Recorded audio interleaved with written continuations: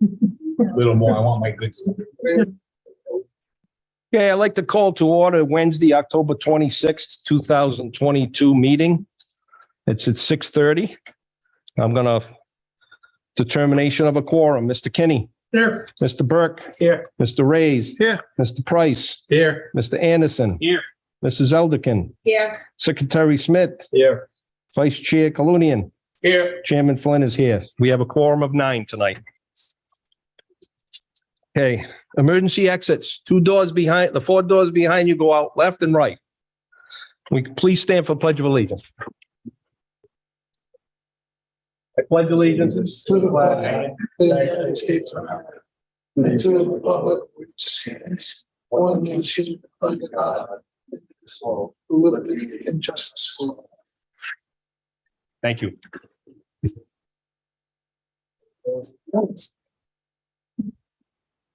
Okay, first on the agenda, we have approval of minutes, 5.1, September 28th, 2022 meeting. I have a motion to approve those minutes.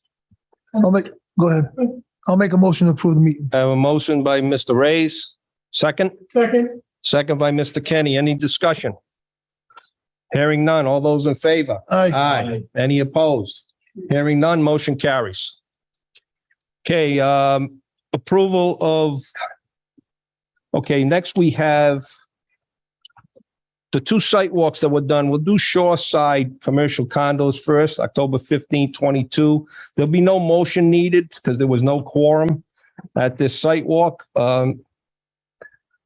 Smith, if you want to just give us a quick Sure. rundown. Just say again, like Mr. Flynn said, there was no quorum, there was no minutes taking or anything like that at the meeting, but myself and Mr. Anderson showed up on site on Saturday morning as scheduled.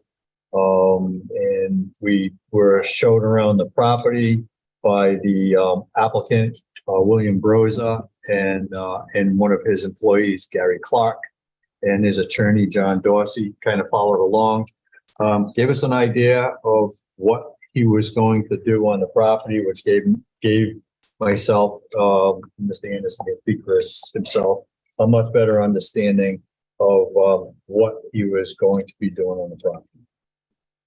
Okay. Mr. Anderson, do you have anything to add to that? No.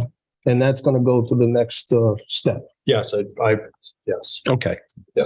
All right, October 15, 22 site walk. We had a JW Studley tree service. Do you want to pick up on that, Sure. Mr. Smith? Same thing, myself, Secretary Smith, Mr. Anderson, and then Mr. Keeney joined us.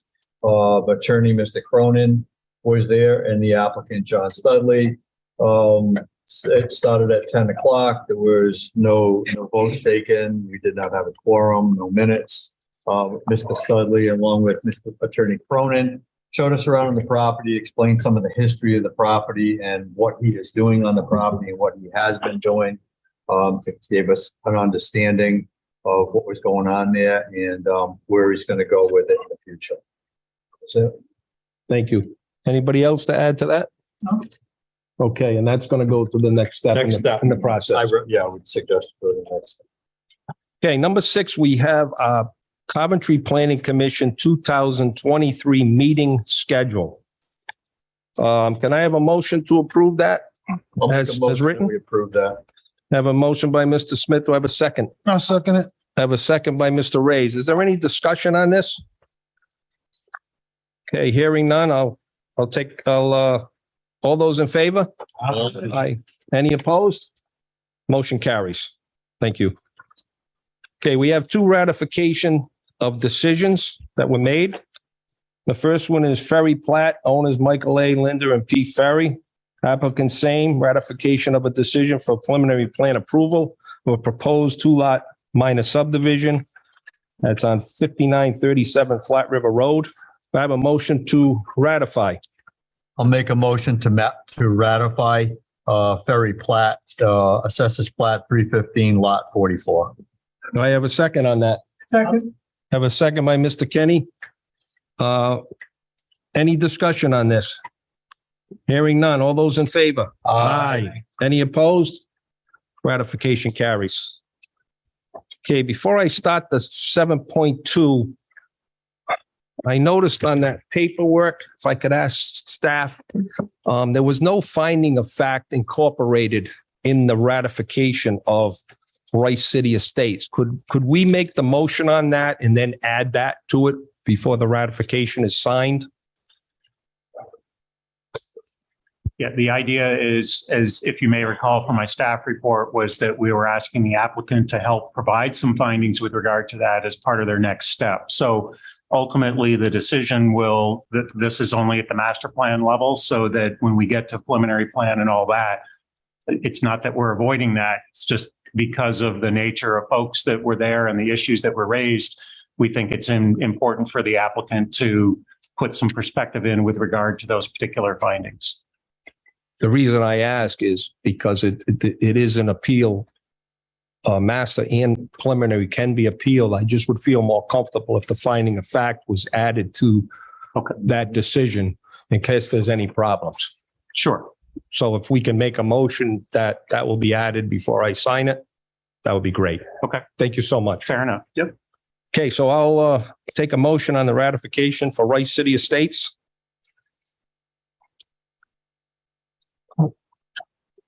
I'll make a motion that we approve ratification of Rice City Estates, Census Plat 320, Lot 77, And add the finding. with the finding of facts added to that motion.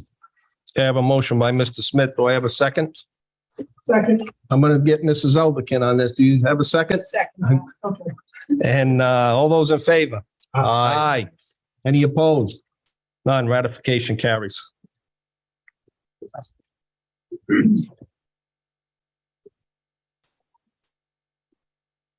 All right.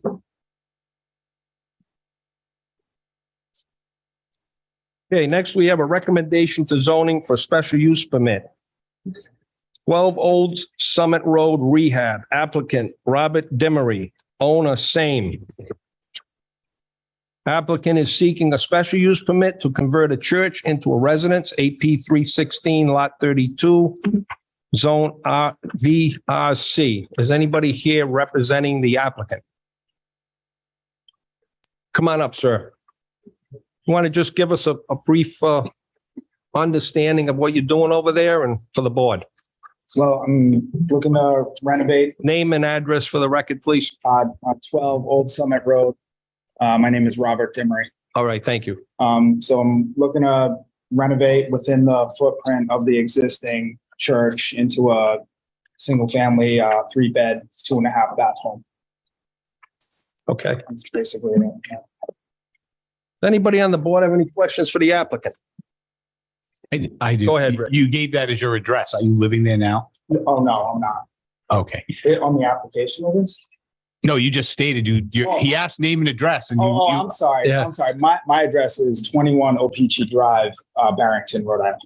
Thank you. and the only question I had, and I apologize, I did look through some of this. We had a lot of stuff to digest. What are you doing about the on-site wastewater treatment? You got a septic system, cesspool to be redone? Yes, it's a bottomless sand filter. You're putting one in? Yes, Okay. a brand All new right. system. Great. I believe it's been approved by Narragansett Bay Commission. Yep. And if I'm not mistaken, you have residential uses on both sides of you? Correct. Okay. And across the street, pretty much surrounded by Got it. all single family homes. Got it. Thank you. Thanks. Anybody else? Go ahead, Glenn. Did you, when going through this process, is this fall into the historical buildings here in Coventry? And there any From sort what of, I understand it is not. okay, I've been told that it is not under a historic home or historic structure. all right. You inquired about it or nobody's just offered it up? I did some research and I couldn't find anything. All right. I don't know if there'd be, obstructions you going forward if it was or not. You might want to look into it. 18 was, 1850 is yeah, the 1850. older So, portion of it is. right, one of the first. And Yeah. We will be keeping a lot of the exterior, the way it is. I'm not going to change a whole heck of a lot. We'll stick with the clapboard siding. We'll paint that up nicely. We're going to keep a lot of the aesthetics. So yeah, I read that in the report, but Yeah. also your drawings, just show a nice touch and a nice build to it. Yeah. I didn't know if there'd be any obstacles with the historical Yeah. it should- society, or you got to adhere to any sort of rules or anything. Okay. All right. That's all. I want to look into it. Yeah. Good call. Mr. Smith, go ahead. Yep, I took a ride by there today and I see that the steeple is gone. And Yeah, you that- put a- That put was a- demolished before. Yeah, it was in pretty rough shape and you put a new roof on it, but it'll be a nice addition to that neighborhood Yeah, in I think Summit. it's been blighted for quite some time. It has. Kind of an eyesore. I think it'll clean it up a little. So that'll be beneficial. Yeah, cool. That it? That's it. Thank you. Anybody else? Okay, hearing none, I'll entertain a motion. Mr. Chairman, I'll make a favorable motion to zoning board. Owner applicant Robert Henry, address 12 Old Summit Road, AP 316, lot 32, zone village rural commercial, VRC. Existing use is a church. Proposed use will be a single family home. The applicant seeks a special use permit to rehabilitate an abandoned church into a single family home. Let's see. The property, egress and ingress, property has access to Old Summit Road and provides safe ingress and egress to the roadway. It has adequate off-street parking. The property has adequate space for trash generated by a single-family home. The applicant will need to obtain approval from RIDEM for an OWTS to service a 3-bedroom dwelling, which the applicant stated that he believes it's already it's been approved and it's going to be a bottom sand filter. There's no requirement for screening or buffering. Adjacent uses are primarily single-family residential with some commercial mixed in. The proposed use is compatible with abutting lots. General compatibility, the housing plan element of the comprehensive plan promotes techniques to stimulate housing rehabilitation and historic preservation. The proposal is consistent with the comprehensive plan. The project should have no detrimental impacts to public health and safety or welfare. I'd also like to include a copy of include the staff report into my motion. Thank you, Mr. Kenny. I have a motion. Do I have a second? Second. I have a second by Mr. Clunian. Any other discussion? All those in favor? Aye. Any opposed? Recommendation carries. Favorable recommendation. Thank you. Good luck.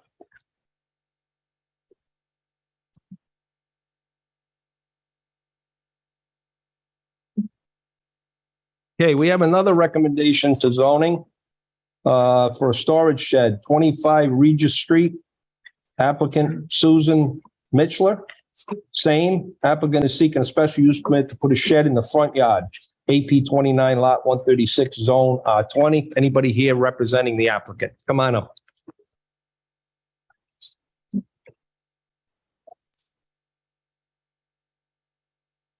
Name and address, please. Susan Mishler, 25 Regis Street, Coventry, Rhode Island. Thank you. And I know it's because they frown upon putting a shed in the front, but you can just briefly tell us what you're going to do and then.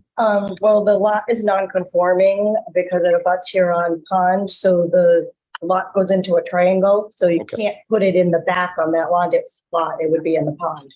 In that portion of the lot, it's off to the side. The other neighbor's home is way up at the other end of their lot because it's in a corner. So it's not impacting any other homes in the area. Okay, seems pretty straightforward. Anybody have any questions for the applicant? I do. Go ahead, Glenn. So the shed already exists, right? It's there. Yeah, we just need to legalize it. Yeah. Okay. And is how long has it been there? Since August. Okay. Is there power ran out to it at all? It's just No. standalone building Just all by itself. Yeah. Doing construction on it. Okay. Yeah. I got nothing else. It's just going to be for storage. Anybody else? Yeah, I'll entertain a motion for a recommendation to zoning.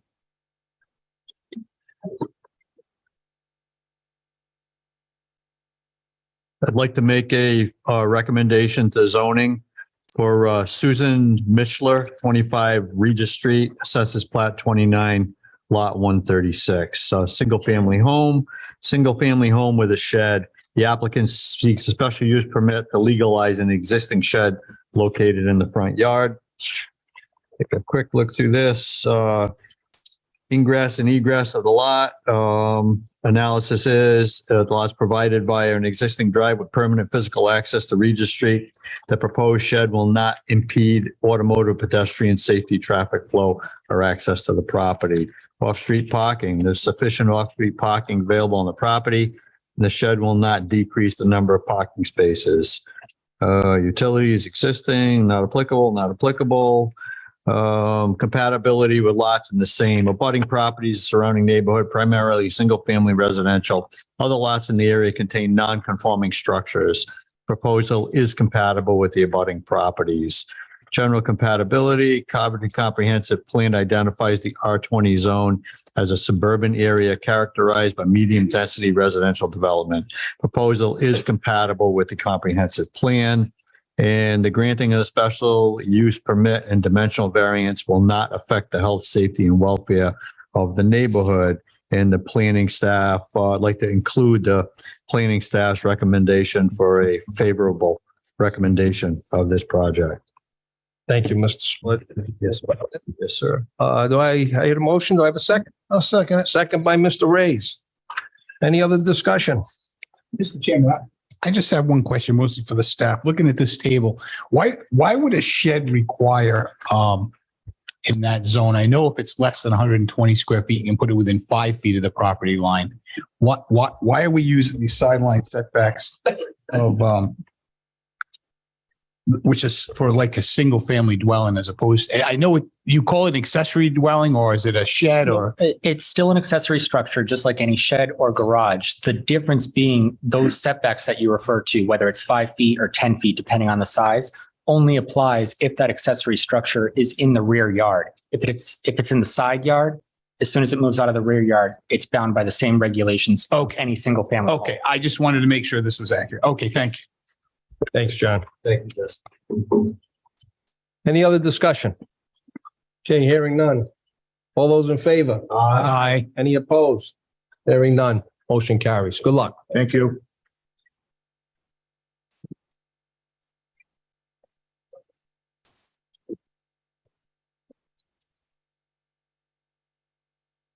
Okay, under old business and discussion, recommendation to council, 96 Tioga Avenue, owner Joanne A. Plant, applicant John Victorvich.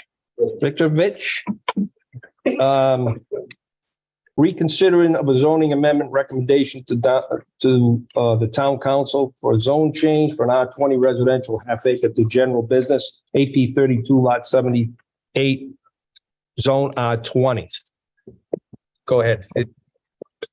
So basically why this is back before you is that we did things a little bit out of sync the way we should have gone forward. Okay. Thanks for. So I tried to make it up in the tail end as you may recall, I came from an economic development meeting. It was like, hold on, I need some findings. So I went forward with that, with the original thought that the town council was going to take it up this past Monday. It did not get on the agenda for this past Monday. So I'm using tonight's meeting to basically re-clarify stuff. So essentially what I'm asking you to do tonight is, now that you have the proposed findings and everything in front of you that I've drafted for you, based upon that, you can make a motion to the town council should you choose to. Last time it was a favorable recommendation. I'm assuming you would still do the same thing. With the findings that I drafted for you, there are only two areas that are a little bit suspect in terms of conformity from that standpoint, but I did draft language whereby, in my opinion, you could still make a favorable recommendation going forward. But this also puts you in better sync with what the statute required you to do at your last meeting. And even though we got a little bit out of sync by not having the calendar wise, not having on the town council's agenda, by them not doing it, I can put it before you, get it back in sync. Then when I get it to the town council, they won't have a level of confusion or anything with regard to a possible technical deficiency. Okay. And the applicant won't have to come back. Correct. Okay. Thank you. So I just The applicant really still has to come up Yeah, if you wish to. Okay.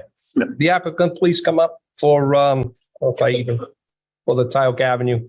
I know you were here last month and when we heard your reasoning and everything, but if you just want to give a quick overlay of why you're doing this, and then we'll take a motion. Okay, Thank you. well, I'm the. Name and address for the Oh, record. sorry. Joanne Plant, 96 Tioga Avenue. Thank you very much, Joanne. Okay, I'm doing this because I'm the fourth generation that lives on that property. And basically, I just can't afford to live there with the taxes and everything else. I'm retired now and I'm on limited income. And so I feel the need to sell it.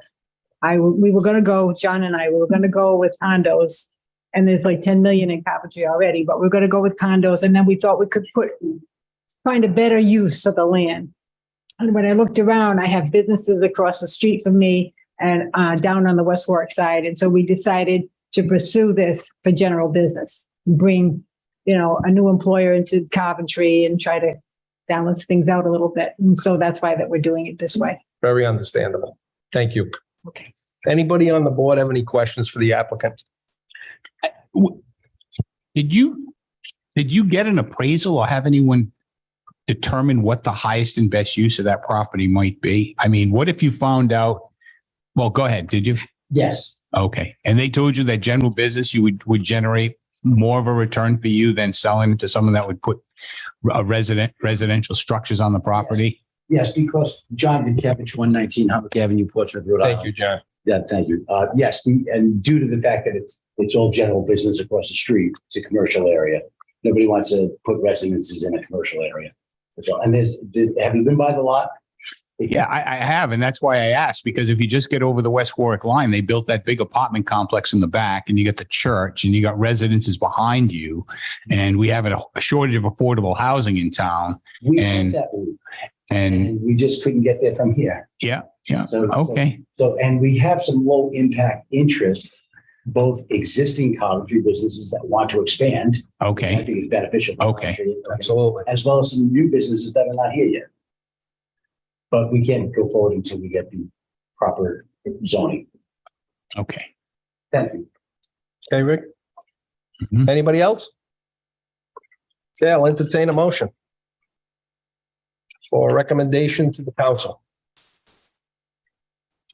Mr. Chairman, I'll make a motion, Go ahead. Kenny. favorable recommendation to town council, Joanne Plant owner, John Vitt, applicant, address 96 Tioga Ave, assessors plot 32, lot 78, zone R20, lot size 0.98 acres, single family residential proposed use. Unknown, a use in conformance with permitted uses in general business, GB zoning district. Description: owner applicant are requesting a zone district amendment from residential 20,000 square foot R20 to general business.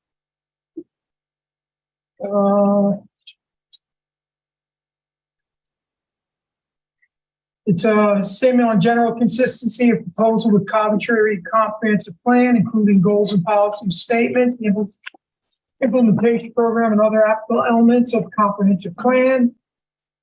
It's demonstration and recognition of consideration of each applicable use in zoning.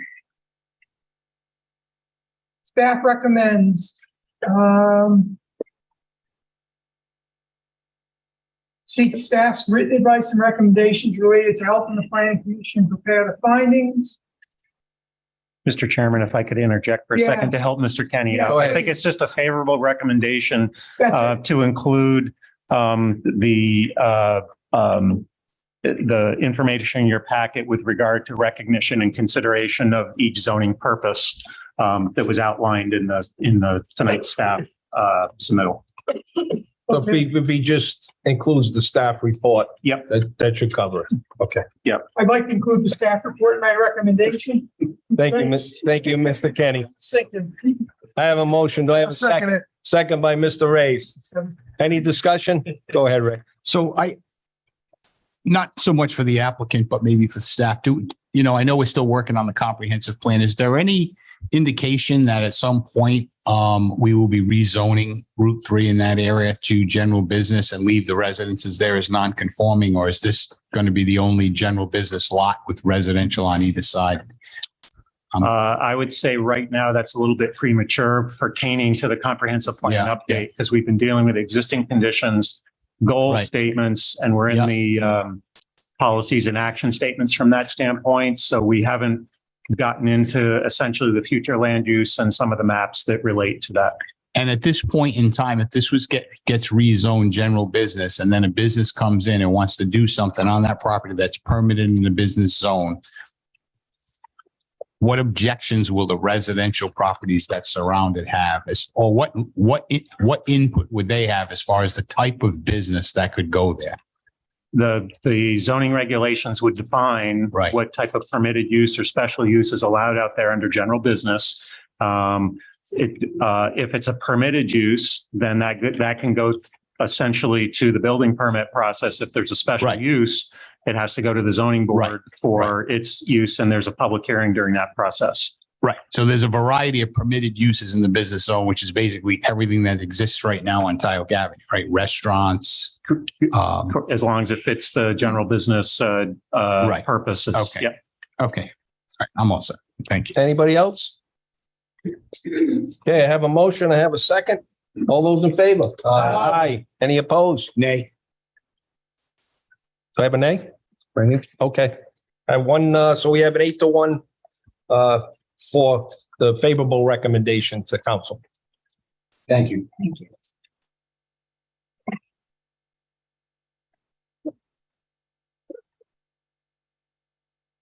Okay, next we have new business for discussion and or action. 10.1 pre-application sidewalk, Coventry Crossings, mixed-use development, owner John Cazella, William Eccleston, in the REB Trust. Applicant Craig Management, proposed 168 residential units with an indoor-outdoor soccer complex, AP 10 lot 29 and AP 18 lot 86, zone GB1, SPD, and I1, Hockney Hill Road. Is anybody here representing the applicant?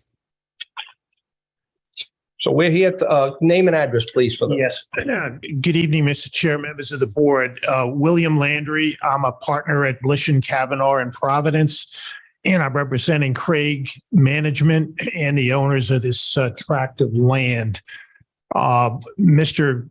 Jonathan Kent, one of the principal of the applicant entity, is here tonight, as is Scott Cannon, who is the primary person involved in the indoor and outdoor athletic facilities that are part of this mixed-use proposal. And we also expect Sam Hemingway from Garofalo Engineering here, although it may not be necessary for him to present.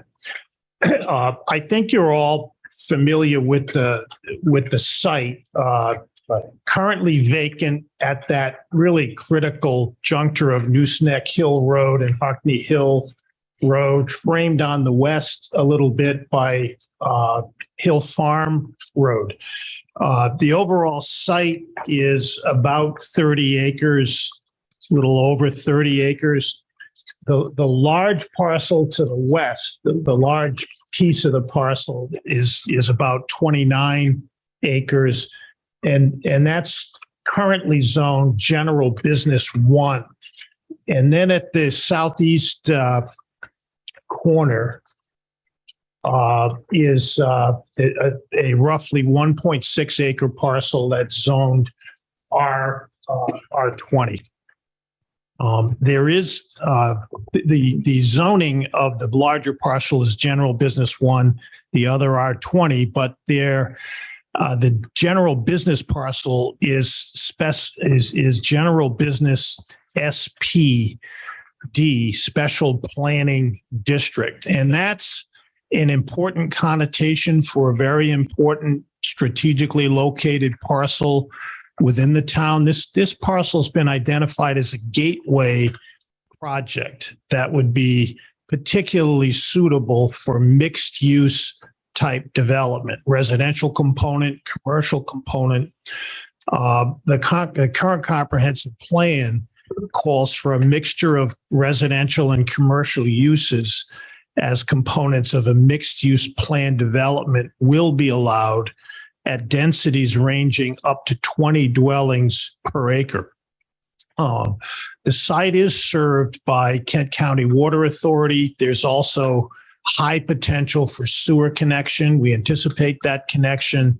There's an existing sewer installation on Leisure Way that is potentially applicable to this property. Some property issues and negotiations surround that, but one of the reasons I believe that the comprehensive plan contemplates this for higher dense mixed residential and commercial use is the availability of that infrastructure and the strategic location of the property. What's being proposed are a combination of residential and commercial development. The residential component would probably take the form of a land condominium, not a subdivided area, but a land condominium that would have one or more subunits. One of the subunits would be 84 apartments in 7 buildings, multifamily housing, and then the other portion of that large unit would be everything else except the 2-acre site in the corner there. There'd be 84 single family dwellings, all as part of an integrated community, homeowners association, covenants, shared expenses, truly a property available to a diversity of housing types, a diversity of bedrooms, unit types, different kinds of people all together in a single planned community. The commercial component is interesting and has an interesting history. For several years, Scott Cannon and his associates were very active statewide in soccer programs, competitive soccer programs, soccer instruction. They have been trying to identify a site for indoor and outdoor recreational soccer, competitive, instructive, and so forth. They were actually recommended to us by the town as a potential fit for this mixed use community. It's a type of use that's highly compatible with a higher density residential development.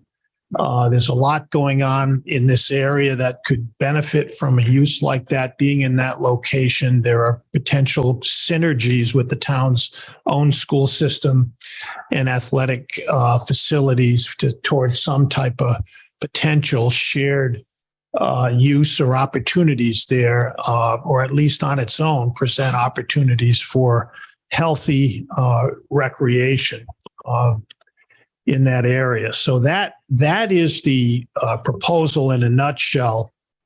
We're at a very early stage here. This is pre-app. We haven't even filed our application yet. There's a lot more work to be done, but the process that we envision that we'd be moving forward on here is one for a comprehensive permit under the Low and Moderate Income Housing Act. And I don't know what the town's experience has been with those types of developments. I'm sure there have been some.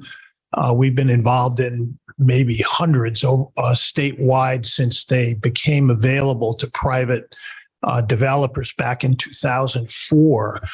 The process actually gives the power to this planning board to act like the town council in terms of modifying the zoning ordinance for projects that involve at least 25% low or moderate income housing.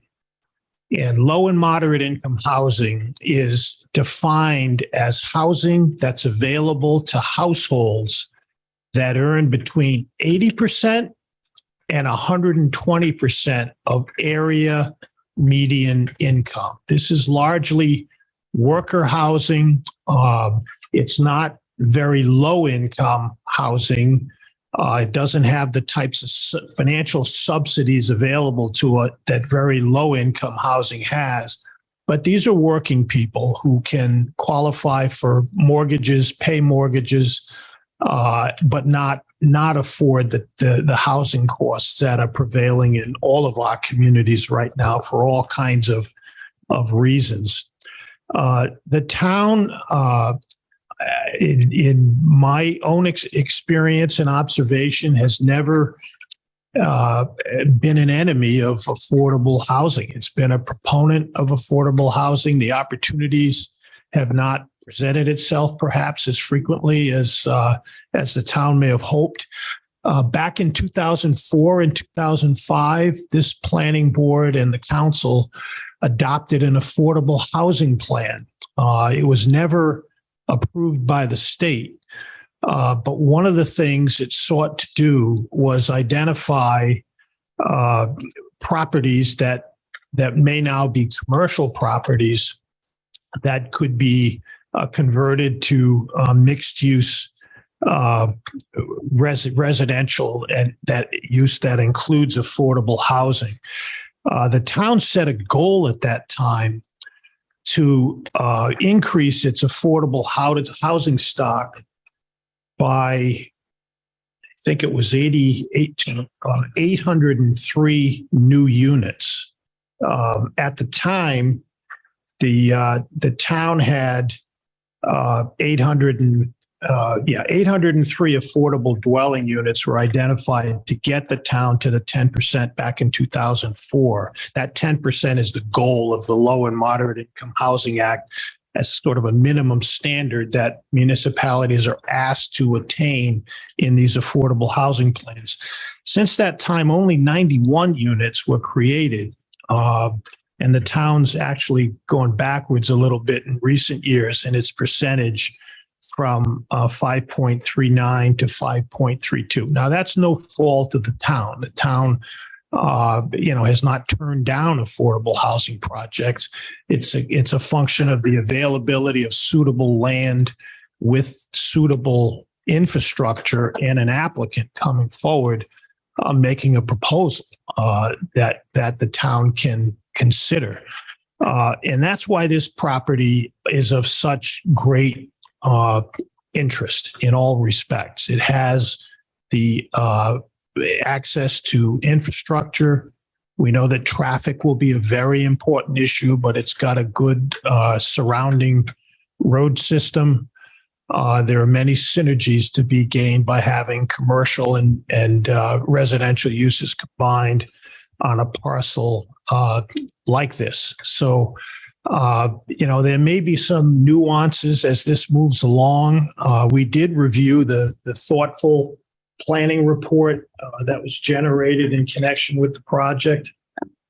And we really have no objections to any of the aspirations that were reflected in that. There was an indication that the town engineer objects to the requested reduction in the pavement width from 30 feet to 22 feet. That's an issue we can discuss. We do feel that narrower roads and traffic calming are safer configurations where a lot of people are living together, but that's a discussion we can certainly have with the board. The other proposed conditions are all reasonable. They all involve things that are required by the Low and Moderate Income Housing Act anyway. A letter of eligibility from Rhode Island Housing for the project that certifies that it's affordable housing, will truly be affordable housing with deed restrictions requiring that, and that the financial parameters for that housing in terms of maximum rents and maximum incomes are met. And we have to pro forma that for Rhode Island Housing. They go through a very intensive review and issue a letter of eligibility that is required to be submitted either with the application itself for master plan approval or sometimes it's approved during the master plan process and the project proceeds before the actual subject to the letter of eligibility being procured. The process is your normal four-step major land development process: pre-application, then master plan, then preliminary plan, and final plan. The one nuance here is that the commercial component, the soccer athletic facilities, may require permitting by the zoning board.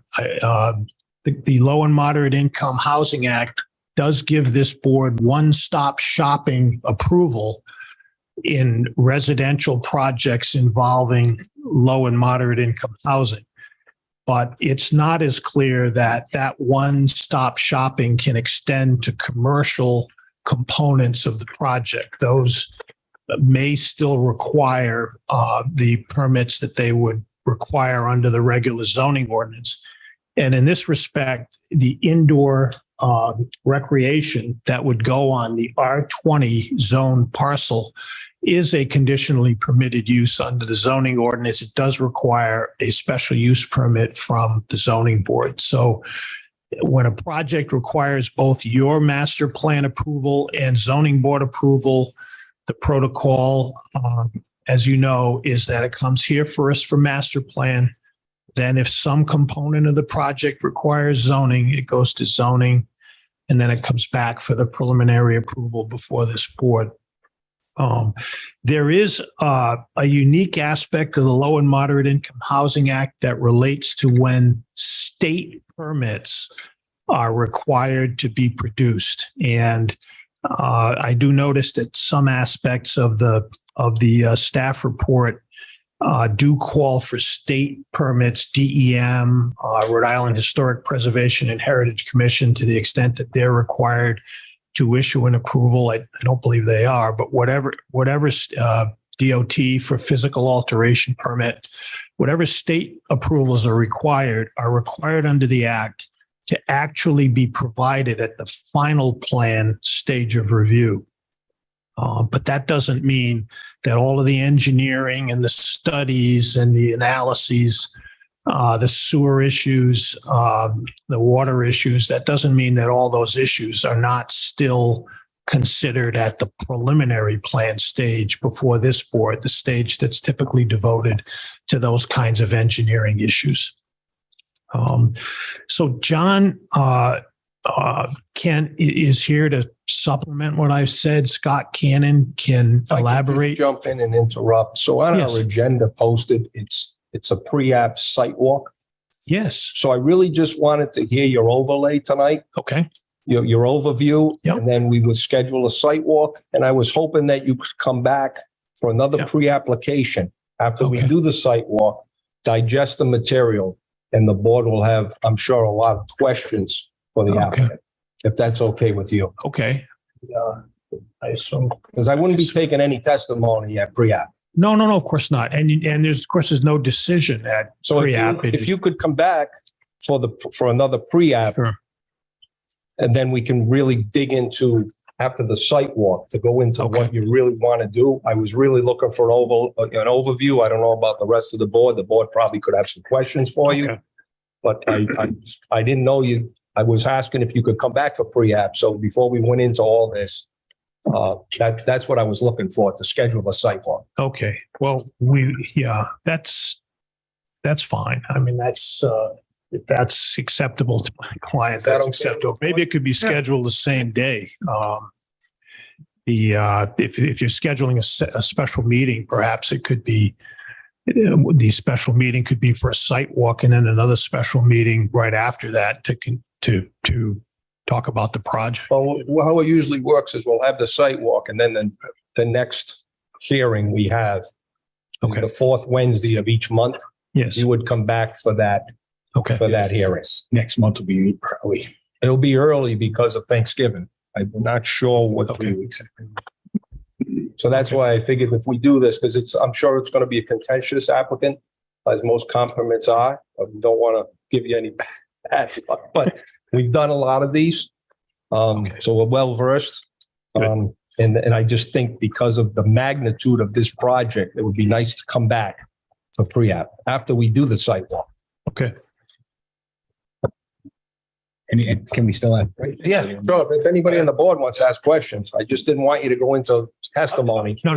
The 160 units, the 84 units that are going to be apartments, Yes. do those fall under the comprehensive permit, or it's only the 84? No, they all very much so. The real need is rentals too. So rent, okay. Yeah. I thought it was just only. I didn't. No, they it can be home ownership, but the need around the state is rentals. I mean, it wouldn't make too much sense to have them all be rentals. We're trying to hit the need. About 30% of everyone who lives in Coventry is cost burdened in housing costs, meaning they're paying more for housing right now than their income should permit under most standards. Be the road at 42 affordable. Is that Correct. Yes. Anybody else? Rick? Yeah, that kind of starts. So do we have, were all of these going to be proposed to be 2-bedroom units, the apartments and the houses, or is it mixed? No, that's something that we'll have to determine. Hash out. Part of the master plan submission. Yeah. And if I'm not mistaken, the requirement is that the 25% has to be dispersed Absolutely. and similar to the market rate units. Absolutely. So in this case, you've got apartments and single family homes. So Yes. does that mean some percentage or 25% of the single family and 25% of the apartments? Yes. So there will be an opportunity for home ownership and rentals. Yes. At least that's the way. And then is this the management company that was listed as the applicant? Is this the Crompton Meadows same? No, Same this developer? is Craig Management, Michael Kent, Jonathan Kent, been active in the region for many, many years and in Massachusetts. No, it's just I remembered seeing we've had a few of these applications, as you know. We've got a comp permit right off of Crompton Yes. Road. So I wasn't sure if it was, I saw some similarities and I Googled something quick and then I got sidetracked and I never circled back to see if it was the same applicant. So they haven't been into Coventry with any projects, I don't believe so. any affordables anyway that you know of. John, anything recent? Okay. That it, Rick? Yeah. Anybody else? Yes. Go ahead. Mrs. Elder. So my concern is going to be with the amount of units that you're suggesting. That's adding 168 cars there, plus a soccer field. We're talking major traffic at an intersection that's already pretty congested. I honestly think that in the recommendations, as we go forward, I would like to see that a full traffic study will be done with the impact of what it's going to look like when there are actually soccer tournaments happening and you have hundreds of people just there for those tournaments. Herb, could you help me out with the right language for that? So for the traffic study to encompass, like, even when there's events and things going on as well. So I think basically what you're looking for, turning movements, trip generation, level of service at intersections, including for the entries and the current intersection of Harkney Hill and Nooseneck Hill Road or Route 3. That's a typical traffic analysis. Yeah, that's a busy road, Tioga Avenue. I can see I think there's 185 parking spots at that complex. I can see the kids, let's go to Burger King after the game. You got to go through 4 lanes of traffic to go left. So there's a lot of things that, need to be looked at. I appreciate your concern. We wouldn't move forward with a project like this without a full-blown traffic analysis. The other issue I see is the school impact. You're talking about most of these being multifamily and not just for singles. So my concern would be the impact that we're going to have on our school system. We already struggle with our school systems. Now we're going to add more of a burden onto them. So I believe that we should also have some sort of impact study done through the school department as well. Mr. Chairman, I think a lot of that's going to be if you can identify the number of bedrooms per unit, that would be helpful, because essentially fewer than 3 bedrooms is not necessarily a kid generator. 3 bedrooms or more would generate kids. Right. Thank you, Herb. And then lastly, I think it's already in here, but I'm just gonna go on record against saying I saw somewhere something about it being in a flood zone, mild flood zone. So that would be very concerning with the water runoff and where all that extra water is going to go, because we're taking away grass and surfaces that are absorbent, and we're putting in asphalt and covering quite a bit of land with asphalt. No, it's good question. I think it's flood zone X, and it's not particularly difficult to manage, but we'll have a full-blown stormwater management program, no net increase in runoff volume or rate. And that's what we have to do for our DEM permits anyway. And that'll be fully engineered. Okay. I think that's all I have. Thank you. Thank you. Great questions. Anybody else have any questions? Question for the chairman. Go ahead. So we are going forward, we are going to schedule a site walk, We're going to schedule a sidewalk tonight. and this will be back in front of us again. Yes, for pre-app. Yeah. They're going to come back at pre-app, and then we'll go to master plan, then preliminary. So we will have a chance again to express concerns and questions. That's why I asked the applicant if we could come back again for pre-app, because there's just so much going on. Yeah. I think it's better to do the site walk, and we have a meeting coming up in 2.5 weeks before Thanksgiving. It's actually early. Yeah. So, Mr. Chairman, sorry, may I interrupt a second? Your next meeting, just so you all know, is the 16th of November, Wednesday, the 16th. So we'll make the site walk before that. And if you do the site walk on that, what I would suggest that you do tonight, based on what you're talking about, is to simply table the pre-app or continue the pre-app to November 16th. November 16th. Thank you. You need to move that. You know, what we will probably do, Mr. Chair, just to keep things moving on our end, we need a letter of eligibility from Rhode Island Housing. There's a turnaround time associated with that. Normally, we don't seek that until after the pre-app stage. But I think we might, make that filing and start preparing the master plan submission between now and that site walk, so that we come out probably where we would have been if the board had considered the pre-app tonight. So we can make use of that time, and the board can have the time that it needs to really formulate the types of questions that you want us to hear. I appreciate you, coming back too. I just think it makes a lot of sense. There's really a lot to digest here. Absolutely. And I'm going to hold my questions off till when you come back. Okay. And then also, just to add to what you're saying, you probably already know, but Coventry Housing Authority is a monitoring agent. So you've got someone. One less thing to have to decide. Yeah, Julie Reddy does a great job. That's fine. When you go to Rhode Island Housing and ask for a letter of eligibility, you have to provide them with these numbers? Yes. This number? We provide them with this plan.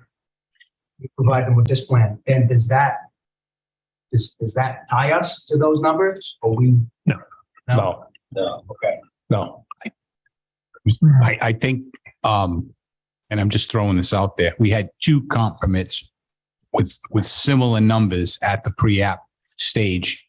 And that was not the number of units that ultimately ended up going through the process at master, if you want to take a look back. Because I think what I'm getting the sense that the density might be the underlying issue for a lot of this. I understand. And Mr. Flynn, I saw some hands. I know this is not a public hearing, but just for those folks that are here, I don't know if you want to kind of explain what the process is, when the public hearings are. Yeah, I was going to wait till Mr. Landry finished up his overview, and I'm going to tell the reason why I'm doing this, because I don't think it's fair to the adjacent people that live in Wood Estates and other areas, that there's not going to be any testimony tonight. So it's just really a site walk schedule. Sure.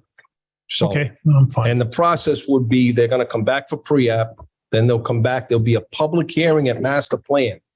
Then there'll be another public hearing at preliminary plan, and then there's a final plan. So it's the last one we did took almost 2 years.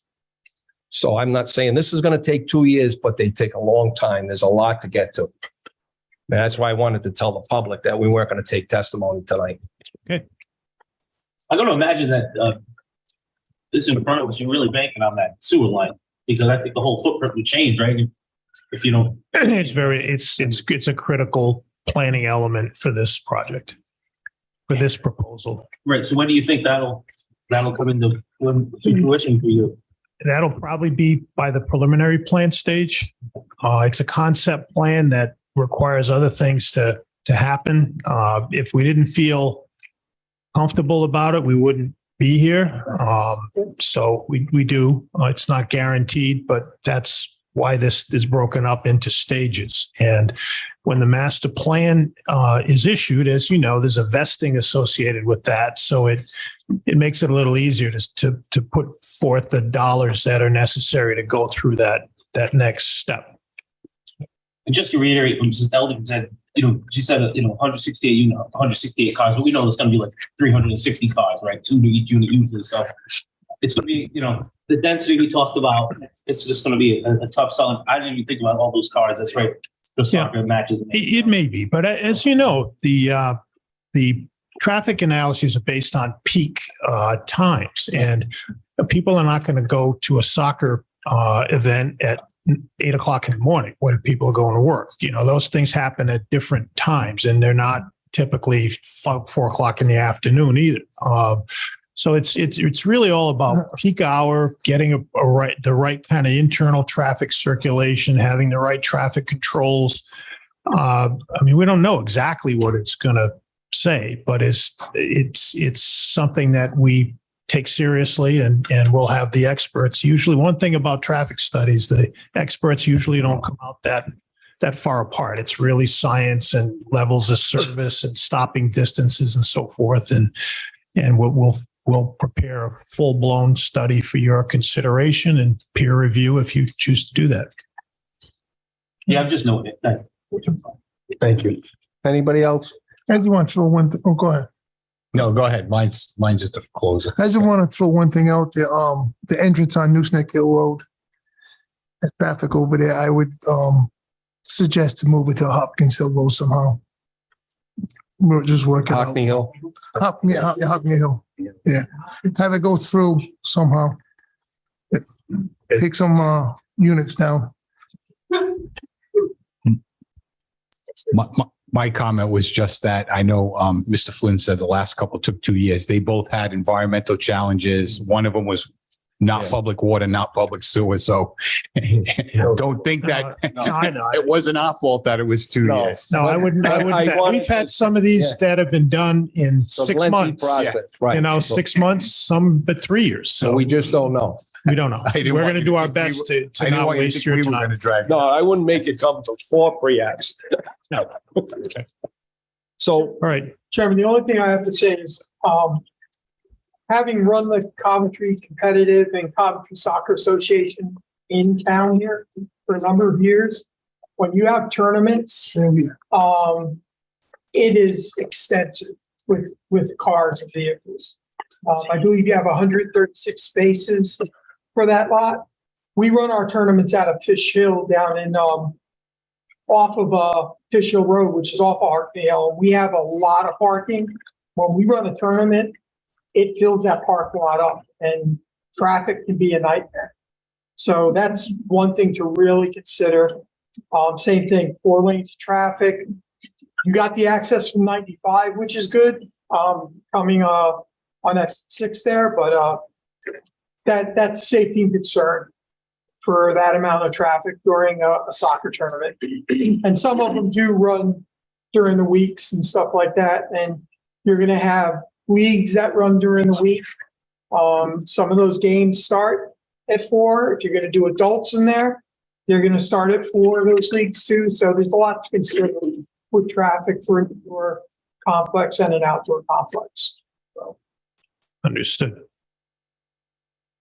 Anybody else? Okay, Mr. Smith, if you want to schedule a site walk, if you're all set with that, we'll Yes. schedule a site walk. Thank you. Thank you. For a couple of dates out to the board. I don't know. Do we Mr. have- Chairman? Yes. And you should vote to continue Yes. this. After we do the site walk, I'll continue it. Yeah, thank you very much. Do we have enough time for advertisements to put the 29th for a date this Saturday? Dave? The fourth. This Saturday? Yeah. We can either do October 29th, or we could do November 5th. November 5th, I'm not available, but it doesn't mean it can't be done. So we have enough time in between. What's everybody's consensus? Either October 29th is fine. The fifth, I'm not available the 29th, but, the fifth would be better, so. The fifth is better.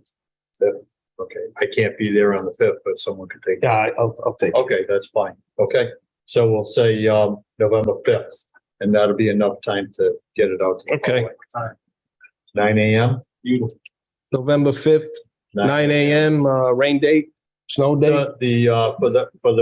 Well, would it give us enough time if we put the 12th down before the next meeting? That would be enough time. Yeah. So Yes. rainy, we'll do the 12th. Okay. And we're gonna pop. Dollar General. I would say Along Hockney Hill Road, along Hockney Hill Road, There's there's a- a little turnout there. place you can go off the road over Yeah, there. it's a turnout there. We good? All set? Yes, Thank you very much. Thank Appreciate that. I was gonna make a motion too. Yes, so can I get a motion to push this meeting to November 16th? I will make a motion that we continue this review of the major land development permit for Hockney Hill Road and Route 3 till November 16th? 16th. 16th. Okay, I have a motion, I have a second? I'll second it. I have a second by Mr. Ray's. All those in favor? Aye. Any opposed? Hearing none. Thank you. Oh, this is one. Oh, yeah. Okay, next we have a pre-application / site walk, proposed car wash, owner Coventry Realty LLC, Alan H.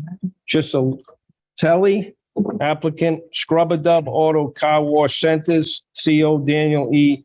Paisner, proposed 4,450 square foot car wash building, AP 7 Lot 15 Zone Industrial 1, 2305 New London Turnpike. Mr. Cronin, Good name evening. and address, please. Thomas Cronin, Nolan Bernero, Cronin Farrar, 1070 Main Street, Coventry, Rhode Island, for the owner and applicant. This is here for pre-application for development plan review. Because it's development plan review, I asked some indulgence from the board so that we could put forth a full picture of the plan. This is our only chance before our only public hearing to get feedback from the board. So probably go into it a little more than I normally would for pre-application. If I get out over my skis, let me know and No problem. we'll pull it back. Now, for a DPR, it makes sense. Sure. With me here tonight is Danny Pacer of Scrubber Dub and Brian King of Crossman Engineering to assist in the presentation. So 2305 New London Turnpike, AP 7, Lot 15. Everyone in town knows it as Chevalier's Auto. Yep. Hasn't been Chevalier's Auto in a few years, though. Currently being used for a clothing donation operation. You see the bins and the tractor trailers along there. Zone industrial, 8.81 acres. It's a pre-existing, non-conforming lot of record. It's too small. Chevalier's has been there since about 1960. You know, they use the whole site, front for the customers, rear for the cars. They had full access, unfettered access to Salvis and a pretty good chunk of access to the London Turnpike, which currently exists. It's still there, just maybe in a little disrepair. New London Turnpike to the south. So this is right off of Route 95, right after Center New England Boulevard as you come off of Route 95. There's a bank across the street, Dunkin' Donuts and Cumberland Farms to the east, and Wendy's in the center of New England to the west. Behind it, behind Gay Street, is business and industrial uses before it hits the former town landfill. So touches three streets, New London Turnpike, Salvis, and Gay Street. Gay Street is got a pretty good elevation change between New London and Gay Street. Gay Street's not optimal for vehicular access to this site. So as I indicated, the proposal is for a scrub-a-dub car wash. This is a popular commercial car wash in Massachusetts and Rhode Island. They're looking to locate one in this area, and they've chosen this site. In general, you're looking at access off the New London Turnpike, a queue along the eastern boundary in 3 lanes, and then looping around toward Gay Street, but turning back towards New London to get your car washed as you go through the tunnel. I don't know what to call this stuff. We'll figure it out as we go, right? It has public water and public sewer. So we got good stuff there. Utilities available from the London Turnpike in just about every other direction. The operation will have just a couple of employees there on site.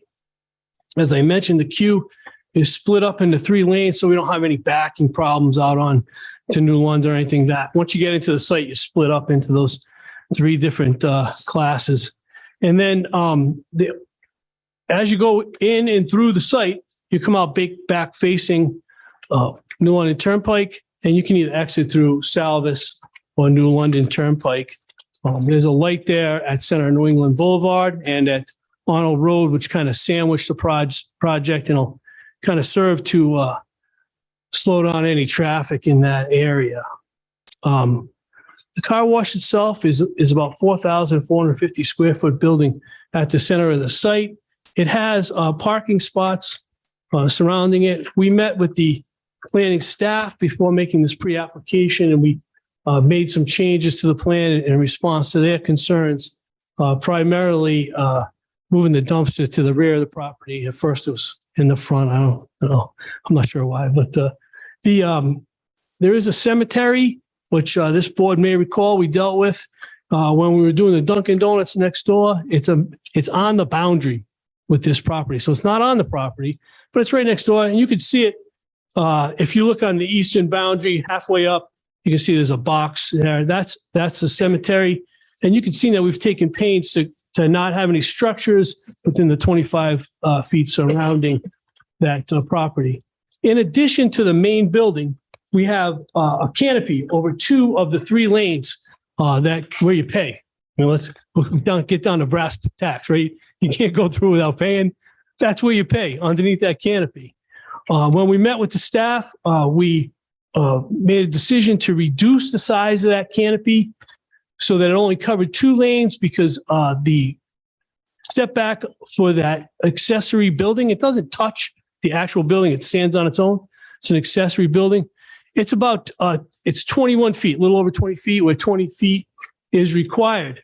We have requested several waivers, which of course we'll get to at the public hearing, but just so that this board is aware, the width of the lot as it exists is not big enough to support the traffic entrance distances. So our driveway is 44 feet from Dunkin' Donuts. So, and it's only 100 feet to the intersection, less than 100 feet to the intersection with Salvis, where both our ordinance calls for greater distances, distances which are greater than the entire width of the lot.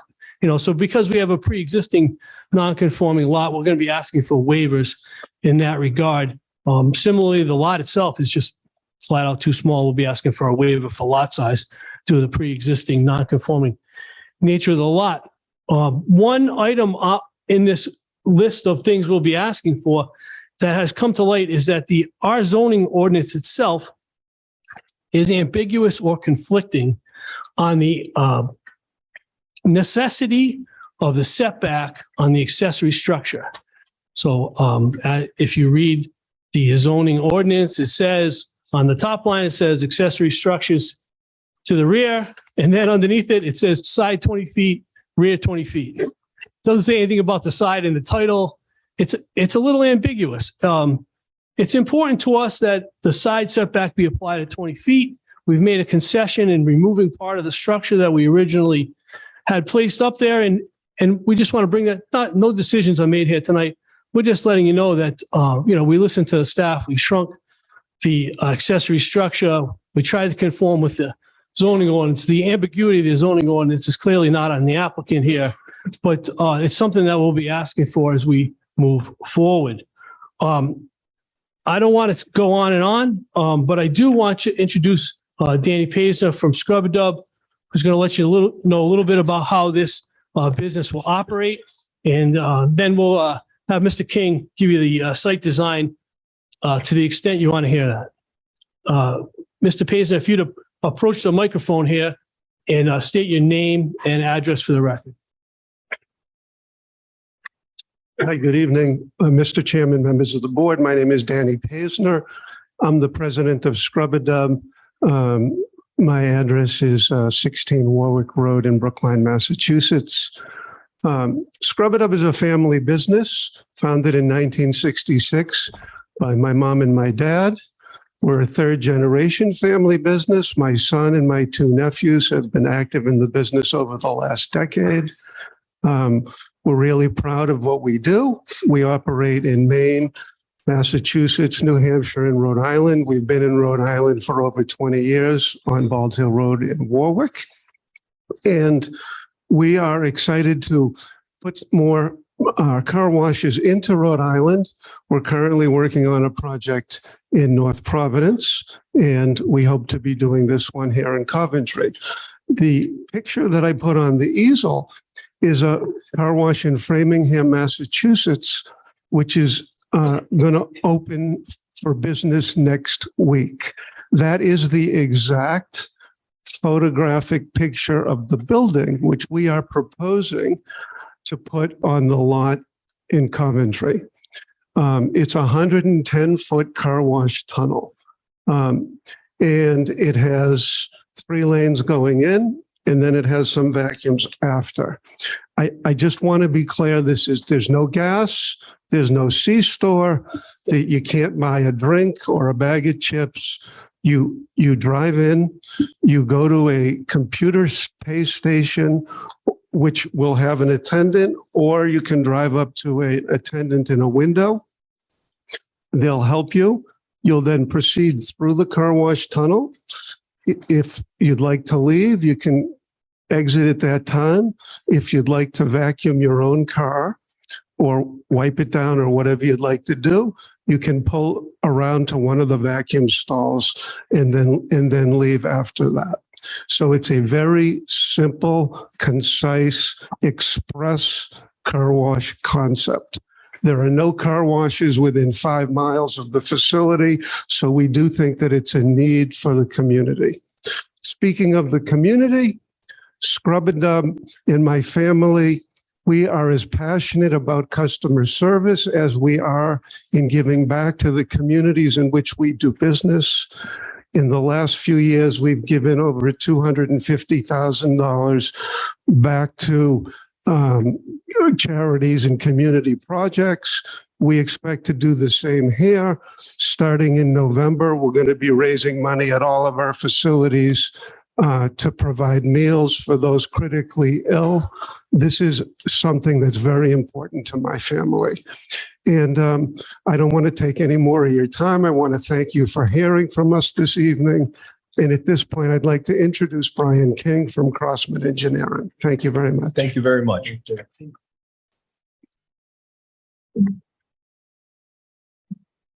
Thank you. Brian King from Crossman Engineering, 151 Centerville Road, Warwick, Rhode Island.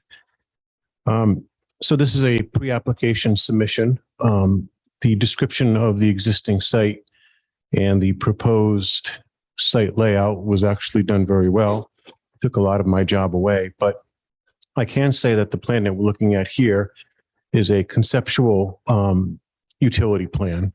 So what we would provide at the final design is more detailed information for the site layout and the utilities. With respect to utilities, we plan to have a very detailed stormwater management plan that would collect all of the runoff on site.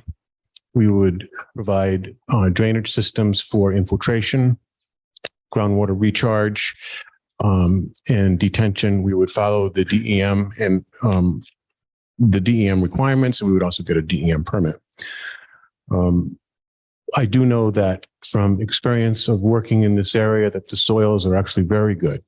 The soils are a sandy gravel outwash, and the water tables are very deep in a 10-foot and deeper range. So that would be a perfect site for the stormwater system. As far as the water service and sewer connections, we're planning to have those off of Salvis, and the gas would be in the back off of Gay Street. One of the things that was mentioned earlier is the waivers. There is a few waivers that we are requesting, and that really is because of the lot size in this zone. This lot size is actually perfect for the scrub-a-dub. So the size of the lot is not too small for this use from their experience of other car washes. So the layout and the use of the car wash fits very well with this site. The location, as mentioned earlier, is also a very good location as far as there's no other businesses similar to this in the vicinity. Unfortunately, it's an existing non-conforming lot size in that zone, which dictates all of the setbacks. So that's why we're requesting the waivers. And if there's any other questions at this time.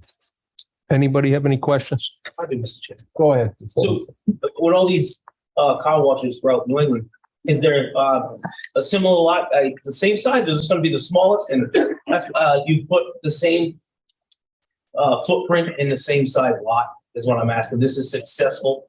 There are prototype designs that we use, and there's a little variation with the prototypes. So depending on the need, I guess, for the area and the lot size, that prototype is chosen for that lot. But for this size lot, which is a standard size for the car wash facility, yeah. This is a much larger lot than many that we operate. We have one in Brighton, Massachusetts, on the same building, on a 15,000 square foot lot. This lot is 37. Thank you for that. That was my question. And I just wanted to answer one thing on the canopy. I'm sorry, on the canopy that Attorney Cronin mentioned, where the canopy is over 3 lanes. The purpose of the canopy is simply so when you're in your vehicle and you're paying for your wash on a computer screen, the solar glare, the canopy stops the sun so you can see. I'm sure you pump gas and sometimes with the sun, you can't see the screen. That's why we have it. The far right lane is what we call a member only lane, where we put an RFID tag on your car for members. And the members, although sometimes they'll purchase an additional service, most of the time they'll drive in, it'll read the RFID tag, and the gate will lift automatically, which is why one of the concessions we made to get within the 20-foot setback was to remove the canopy only over lanes 1 and 2. Thank you. Thank you very much. Go ahead, Mr. Smith. You have a question? Yeah, probably for Crossman Engineering. Just want to make sure you take in consideration the traffic because it's in such close proximity to Arnold Road and London Turnpike Light that intersection is super busy, and also center of New England, which puts the car wash right in between those. And if you have experience in town, it gets pretty jammed up in that area. So a traffic study or, look at that consideration. I mean, I think a car wash would be fantastic. But the traffic, it can get pretty tight in that very short stretch with the business, the bank across the street, CVS across the street, people coming up Arnold Road, and people going in and out of center of New England, all in that very, very short amount of area. Yes, that's a good comment. And actually the staff report did mention that they would like us to do a review of the intersection and traffic in this area. Right. So that's something that we do plan on doing. It's a short distance from Arnold Road to center New England, and there's a lot happening in that little area. Right. And also too, just to add to that, Mr. Smith, there's no right turn only into center of New England. So if you have somebody going straight and want to get 95 south, that backs up to the light on Arnold Road. So with a car wash, and I know Scrubber Dub is very busy because I see them stacked on Route 2. You get a snowstorm and then everybody's got salt on their car. Right. You could get, that's my main concern is the traffic. Right. Because of this, it's already stacked up now. Right. And one thing that we would address, we would address that in our traffic study report. But also the consideration of the busier times for the car wash, the peak hour in the morning, for example, when the traffic could back up, that would not necessarily be the peak time for people to get their car washed. It would be either later day or sometime on the weekends. So, but that'll all be taken into consideration. I can't emphasize the traffic issue is going to be that's the sticky issue. And it's not peak times that you would think. It's like Saturday morning, everyone going to center of New England. Anytime people are out shopping Saturday and Sunday. And I would take a hard look at Salvage Street. And I believe if you look next door at Duncan and Cumberland Farms, both of those pork chop right out only. Okay. Coming out over there, but I don't know if it would work. I mean, even to put a left going into that car wash, coming up from West Greenwich, crossing those lanes of travel. I think with Cumberland Farms or Duncan, I don't remember which one. You kind of got that dedicated lane that kind of ends that might require some restriping, and New London Avenue is not a. I don't believe the state has jurisdiction on that. No. Paths. So that's going to be the town engineer and really your expertise in hoping that this works out. I don't know if there's any way to take that stacking lane and make the only entrance and exit from Salvage Street and just have it hook around and not provide access. Again, I'll leave it up to you. Yep. It was just a thought I had. I'm not an engineer. I just drive a car and I go by there often enough. In fact, I remember the pre-application for Cumberland Farms when we were out there. That's why they decided to break the curb in the back. I know it doesn't work for this lot, but if you notice, Cumberland Farms and Duncan both go out to Gay Street. So they have access to Arnold Road as opposed to coming out and then trying to take a left on New London Avenue, which they can't do. At least you've got the benefit of Salvage Street. Right. Okay. Thank you. Thank you. I got to Go ahead, Mr. Price. So can you do the lot plan?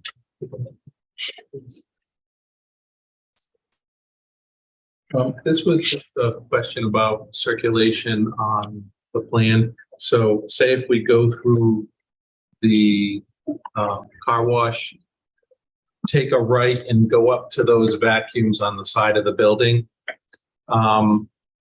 What happens if I make that movement and every single one of those vacuum spaces are full? Do I have to then back all the way down?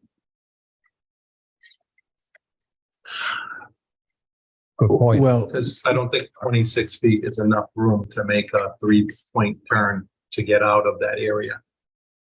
okay, we can take a look at that. Yeah. Good point. I mean, the aisle is wider in that area, but we can take a look at if every station is full, the best way for the vehicle to turn around. Yeah, how's the grade at Salvage Street at the other end? Did you make Well, I do know that the Salvus, as it gets closer to Gay, it does go up quite a bit. There's a good 10-foot difference from the New London Turnpike driveway to that back, I guess, Gay Street. upper left corner, if you will. So Yeah, it's quite a slope. There's a retaining wall back there, isn't there? Yes. There is. Yeah. Concrete wall. Yeah.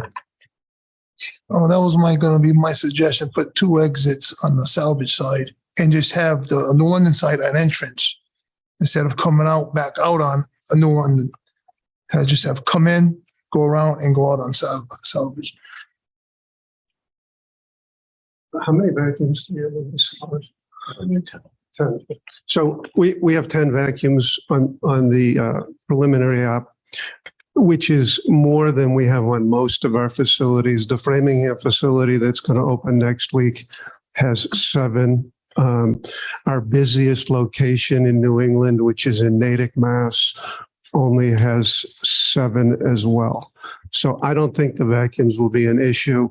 Also, the facility we have on Bald Hill Road is a much older technology. The technology that's in here is a flat belt, like a moving sidewalk technology. So there's no conveyor to put your tire into. You just drive onto a flat belt. It's much more efficient at processing vehicles. So we will never have a car on New London Turnpike. All right. And we're going to do a full-blown traffic study and the queuing analysis, which we'll present to you. Thank you. Thank you for that input. Yeah, that's cool. Anybody else have any questions? No. You want to schedule a sidewalk the same day? Are you finished, Mr. Cronin, or you want us to schedule the site walk? Well, I think that's enough car wash talk for tonight. I think you heard the traffic is the biggest issue, right? I mean, I think that's the consensus. You know that area. For some reason, there wasn't a right turn only into center New England. And really, if there's a car going straight in that right lane, it just backs everybody up. So if we can circulate into Salvas, maybe go into Gay for the circulation. Back around. This board is well aware that we can stripe anything in the world. Oh, I know. You know, and even pork chop it. And you just can't stop some of them. No, they We'll do the best we can, right? Yeah, we'll do the best we can. Are we gonna do a site walk on? Yes. Yes. Okay. Mr. Smith is gonna To schedule that. If the board, yeah, I would suggest to the board to do it the same day at 10 o'clock. Yeah, Was that the 5th? the 5th, yes, 5th? Mr. Cronin, the 5th, 9 a.m. for Harkney Hill and Tioga Route 3, Newsnack Hill Road, and then 10 a.m. for New London Turnpike Chevalier properties, We should be able to park, right on the lot, either up Salvas or on the lot. on the lot, yeah. Don't park in front of Jim Lynch's Dunkin' Donuts. He's already mad at me. So we'll probably see you back at preliminary. Yeah. It's a development plan and review, right? Thank you. He's already mad at you. No, man, you can't. Just kidding. Yes. All right, so we got,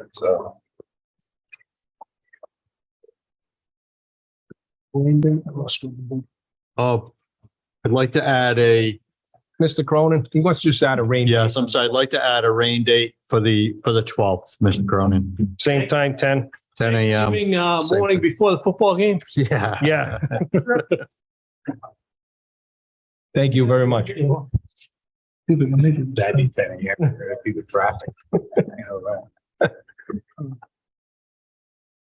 Anybody need a break? We're all set. I think we'll go. Okay. Next, we have a public hearing. It's preliminary plan, Station Street subdivision, SSLLC owner, SSLLC, Michael Sakosha. Applicant same, proposed 4-lot subdivision with one existing house and street creation, AP 69, lot 32, zone R20, and the address is 291 Station Street. Come on up, Mr. Cronin. I was hoping for a break. Name and address, please. Thomas Cronin, 1070 Main Street, Coventry, Rhode Island, the owner and applicant. This is a minor subdivision here for preliminary plan public meeting. This is a 3.8 acre parcel on Station Street, AP 69 lot 32. It's in the R20 zone. It's on the corner of Ginger Trail and Station Street. Currently one house, single family house on a wooded lot. Obviously the Ginger Trail neighborhood is to the north and northwest. That's predominantly single family homes on half acre lots. There are single family homes to the east and south. Across the street is a new development of street front cluster with houses that go down along Station Street down the hill. The existing home is on the southern boundary of the property along Station Street. The proposal is to keep the single family home and add 3 additional single-family homes for a total of 4 homes. The dimensions of all of the lots proposed meet the R20 zone requirements. It's a conforming subdivision. The homes are to be constructed on a private road, and Mr. King from Crossman is going to explain that in a little more detail later. I don't want to be redundant, but the road is made of a permeable surface.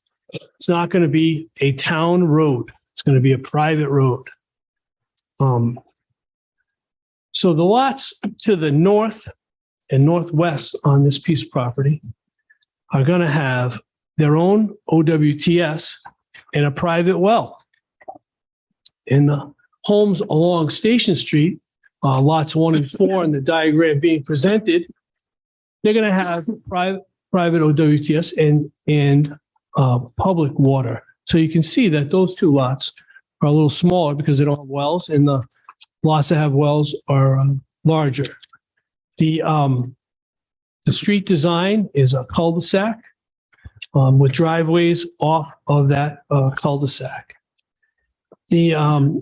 All of the waivers that have been requested for this project are due to the fact that this is proposed as a private road.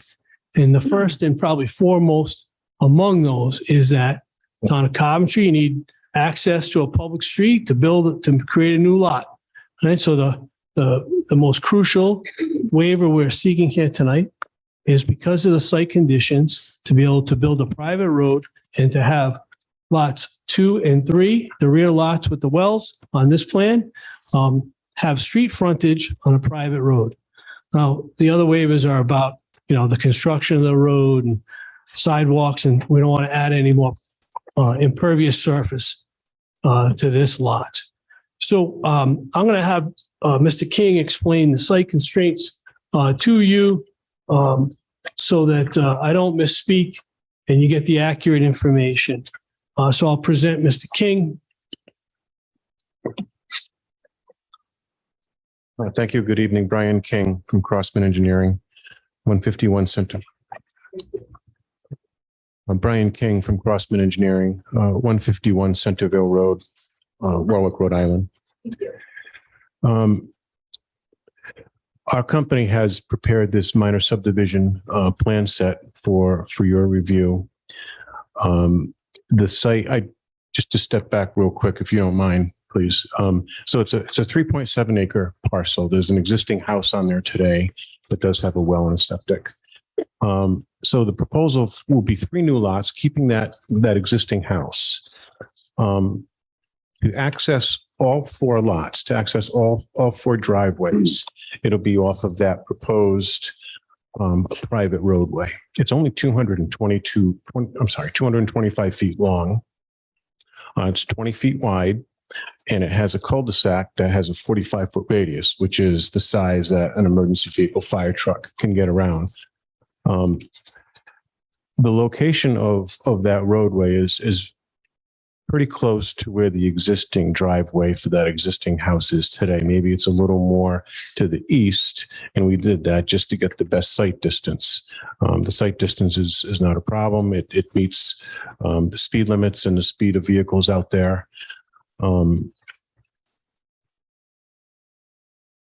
As far as the layout is concerned,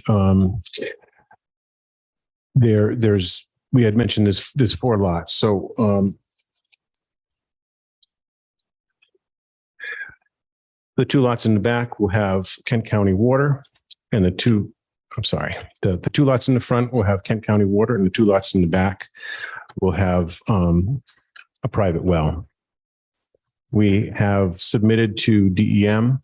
We have a stormwater permit from DEM. We have a RIPDES permit from DEM, and we also have a subdivision suitability permit from DEM. We had conducted some soil evaluations, both for stormwater design and for septic design. And we have submitted that, and we have received approvals. One of the interesting points of our design was the stormwater aspect of it. We did notice that there is a 13-acre watershed that flows through this site. 10 acres are from the Ginger Trail area, and about 3 or so acres is from our property. And the water seems to flow through our site and continue downward. So when we designed our system, we did know that, there was a lot of water that did flow from the Ginger Trail area through our site. So what we have done is we designed a stormwater management system that controls stormwater on our property and also safely directs the water that comes onto our property around the property. We have a series of infiltration basins, detention basins. We have proposed dry wells for the homes, for the two homes in the back. Their rooftop runoff will go to dry wells. We have a graded depression that's proposed for the lot at the corner of Ginger Trail and Station Street. So our intent was to ensure that, follow the DEM regulations, of course. So we have to make sure that we provide the water quality for all the impervious area. We have to infiltrate, recharge water to match the existing conditions. And today, most of the existing is a wooded area. So we have to provide a lot of infiltration. That infiltration will also help out with runoff, and we have to control the peak flow. So we've designed that in accordance with the DEM regulations, but we actually went one step beyond. We designed the system so there's no increase in volume, because a lot of times when you design a system, you hold back the surge, the peak flow. But at the end of the storm, there could be, other runoff that slowly works its way out. But we have designed this so not only does it hold back the surge, but it also makes sure that the volume of runoff that goes through this area today is reduced. And that not only includes our lot, but it includes what's north of our lot from Ginger Trail. Now, it's not a large reduction, but it's a reduction. So that's one of the things that we had taken into consideration in our design. So as you can see on this plan, there's a lot of lines because it's a very detailed grading plan where we have, several different basins and that are either infiltration or detention. Another aspect, just to help everything out, is the roadway. We wanted to make the roadway a porous pavement.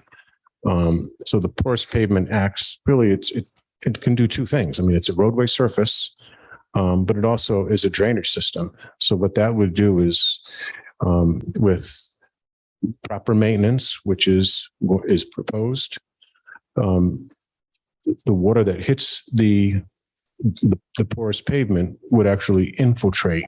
It's amazing. It would infiltrate into the pavement, and it goes into a crushed stone reservoir course. So we've designed that to provide additional management of the stormwater. We do have a couple of catch basins on the lower side of the cul-de-sac. So what does not infiltrate gets caught up in the catch basins, and then it works its way through the proposed drainage system. So we did look at that very carefully, and like I said, we did get approvals from the state, and also it was reviewed by the town. With this plan, it's 3.7, the lot's 3.7 acres, the existing lot, but we actually are maintaining some of the existing vegetation. In the back of the property, I guess the northeast side, where there's really not too many lines shown, that's like a 25-foot area where those existing trees will remain. On the lower plan side, so if you're standing on Station Street looking at the property on the right-hand side, that there's a strip of land that varies in width from 12 to 15 feet. That area will remain vegetated. So, we're doing what we can to keep the natural vegetation in those areas. Also, it's possible that some of the existing trees around the existing house in the back can remain. So there will be vegetation. As Mr. Cronin had mentioned, really the waivers are stemmed because of the road, and it only serves 4 lots. We really feel that we don't need sidewalks and street trees because it's just a short distance. from Station Street to the end of the cul-de-sac. And we also wanted to provide a porous pavement surface just to help things out even more, which is not a typical road, town road surface because there is maintenance required. So this subdivision, the 4 lots, would have a homeowners association, and that homeowners association will be responsible for the maintenance. And we did, in our submittal, we did submit a long-term operation and maintenance plan. So that would need to be followed by the homeowners. It's part of the DEM permit that we had to provide. So that's something that, will be in place, hopefully with the approvals from the town. And then also in the plans, we do provide soil erosion and sediment control plans. And that's really for construction and also as part of the DEM. And actually the town process is, we need a soil erosion and sediment control permit. Is during construction, a responsible party has to be signed up to do inspections at a minimum of weekly inspections during construction to make sure no sediment leaves a site, or after a heavy rainstorm. We have a pretty thick manual that we prepared for this site that the contractor would have to follow.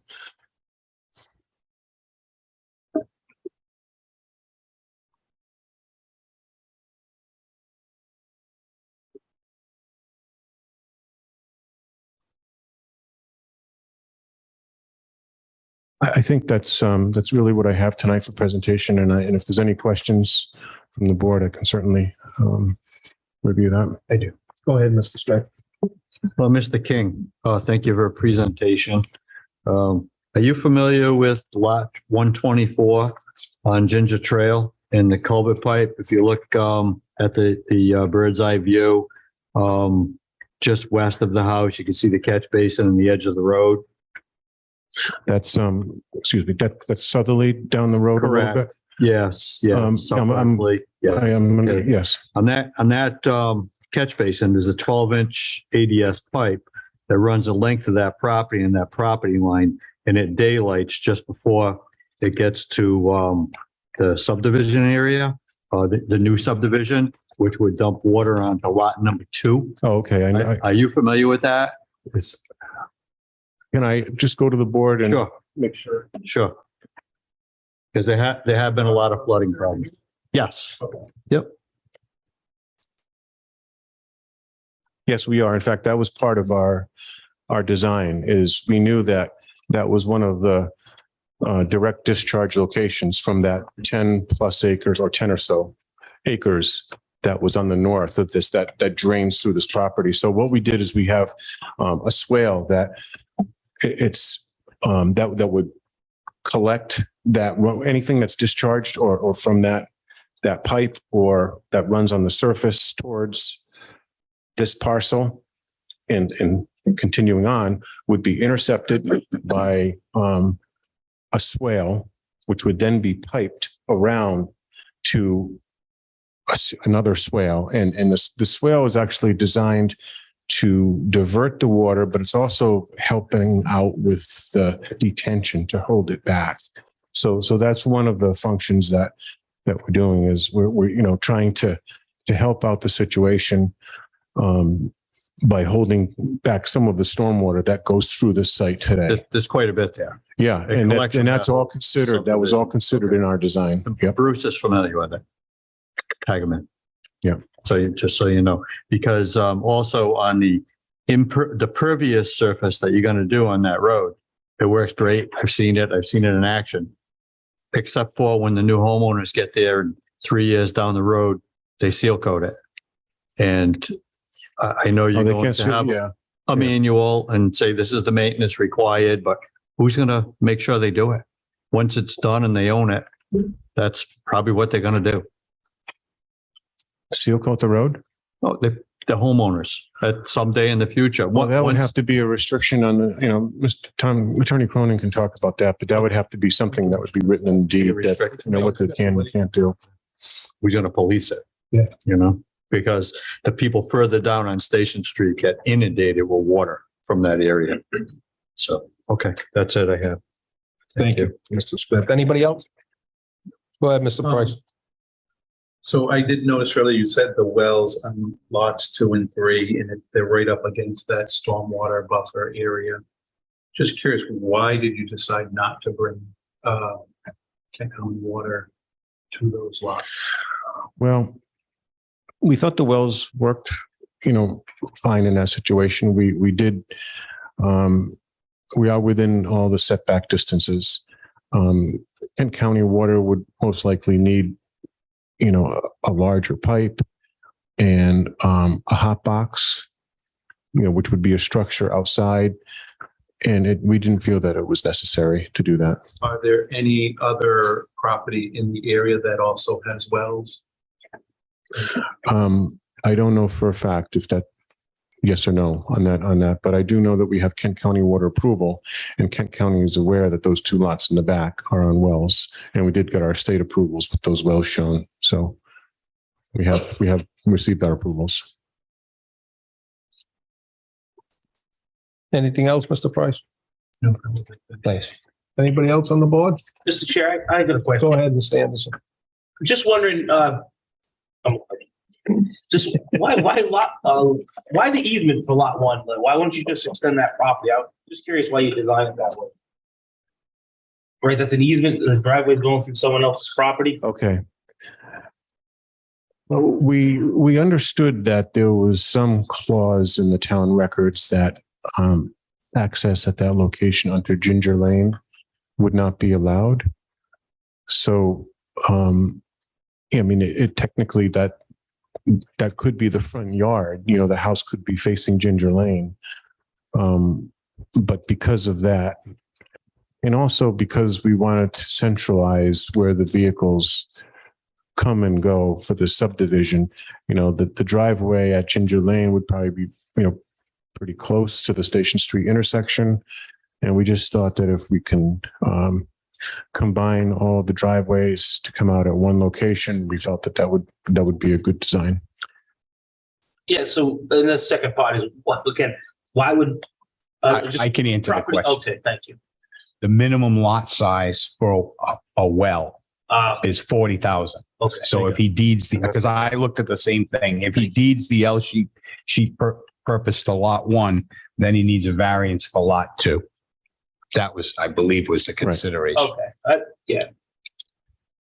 Is that it, Mr. Anderson? Yes, thank you. So I have a question. Go ahead. So I'm a little bit confused. The town,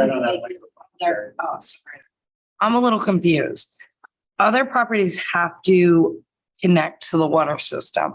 We're putting in new properties and we're not connecting them to the water or the sewer. We're beyond 200 feet, so we're not required to. But you're in a residential area that it is available. I don't understand why it would be allowed that you would build a new property and not have to tie into the sewer and septic. That doesn't make a lot of sense to me. It is allowed, and we did receive approvals. Okay. The lot size was made larger for the wells, as mentioned. Keep going up, you're going to see a lot more wells being. Yeah, you can do it. Okay, I just didn't know that was possible. I mean, I know, I understand. It's it doesn't make sense. There's actually a table down in the corner of sheet C6. And if there's no public water, they have to compensate with additional road frontage, additional lot size, and there's other restrictions in the R20 zone if they don't have public water. thank you for clarification. Thanks for the question. So I have a few things, Mr. Chairman. There's Go about ahead, Mr. 20 or so comments in the planning director's report. I don't know if you've had a chance to look at all of them. I'm not going to read them all. Some of them look like they're pretty self-explanatory. What happens with this thing with Highwood not building their detention basin? I mean, you guys have just taken upon yourself to solve the problem and they're off the hook, or is that something that's still on the table? There's just kind of like this big discussion point about having them do what they're supposed to do if the developer's even still around, or are you guys just saying, well, we're not going to get into a civil litigation and hold up our project, we're just going to build it? You should come around to this side, Mr. Cooley. Yeah, I mean, sure, it's a big problem, but it's not on our land. We don't have the authority of the town. You know, we could file some kind of qui tam action in federal court to stand in the shoes of the town and sue residents of the town of Coventry. That doesn't seem very attractive to us. Yeah, so we accept it as it is. And if in the future, the town should take its own action and rectify the situation, the drainage on our property will only improve. Okay. That's our I just wondered, I saw it in the report. And then there's a number of other items in here, like streetlights and things like that. So I'm just gonna, I mean, I think this is a public hearing. Maybe some of this will get addressed. Some of it's pretty simple stuff with landscaping and street trees, but a couple of things stand out. I noticed that there is a 20-foot wide road proposed, and then it looks like, are there sidewalks on both sides? No. No, sir. There's not. That's the I believe it's deeded a 40 line to 42 versus the foot. I think the 42-foot wide, I guess. Right away. Okay. Yes, for- All right. for So you're grass. only proposing to put down the 20 feet. impervious, well, I won't call it fully impervious, because that's what you feel is paved. So that'll be flush. Are they putting any curbing at all on either side? Oh, yes.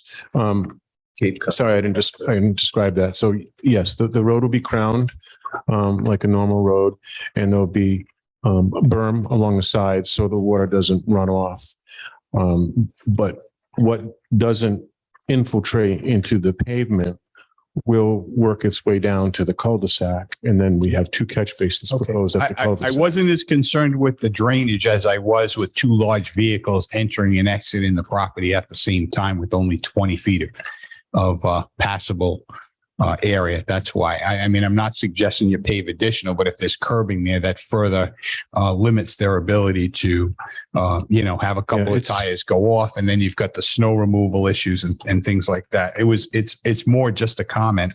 My overall concern with this entire project, and I don't necessarily object to the density of the houses or the layout, is how we can assure that a homeowners association, as opposed to, let's say, a condominium association, is going to do all of the required maintenance for the drainage system, the roadways, and basically step in.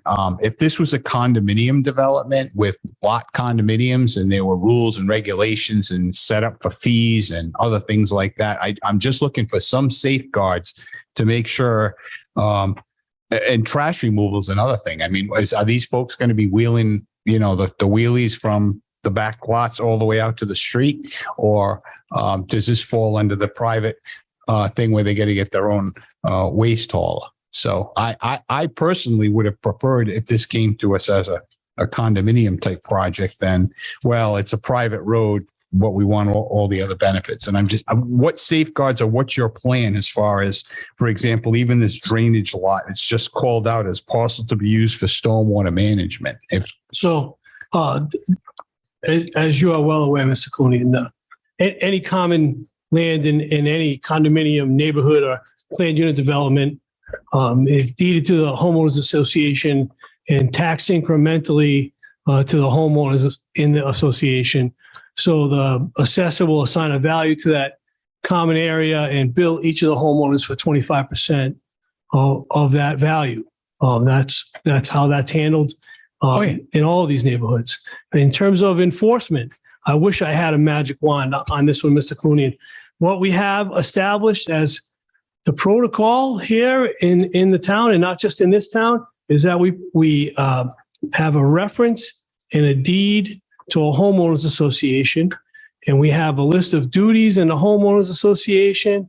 And if those duties are not fulfilled, we give the town the authority to step in the case that the inability or inaction of the homeowners association is causing peril to the health, welfare, and safety of the citizens of the town of Coventry, to do the repairs and lien the homes.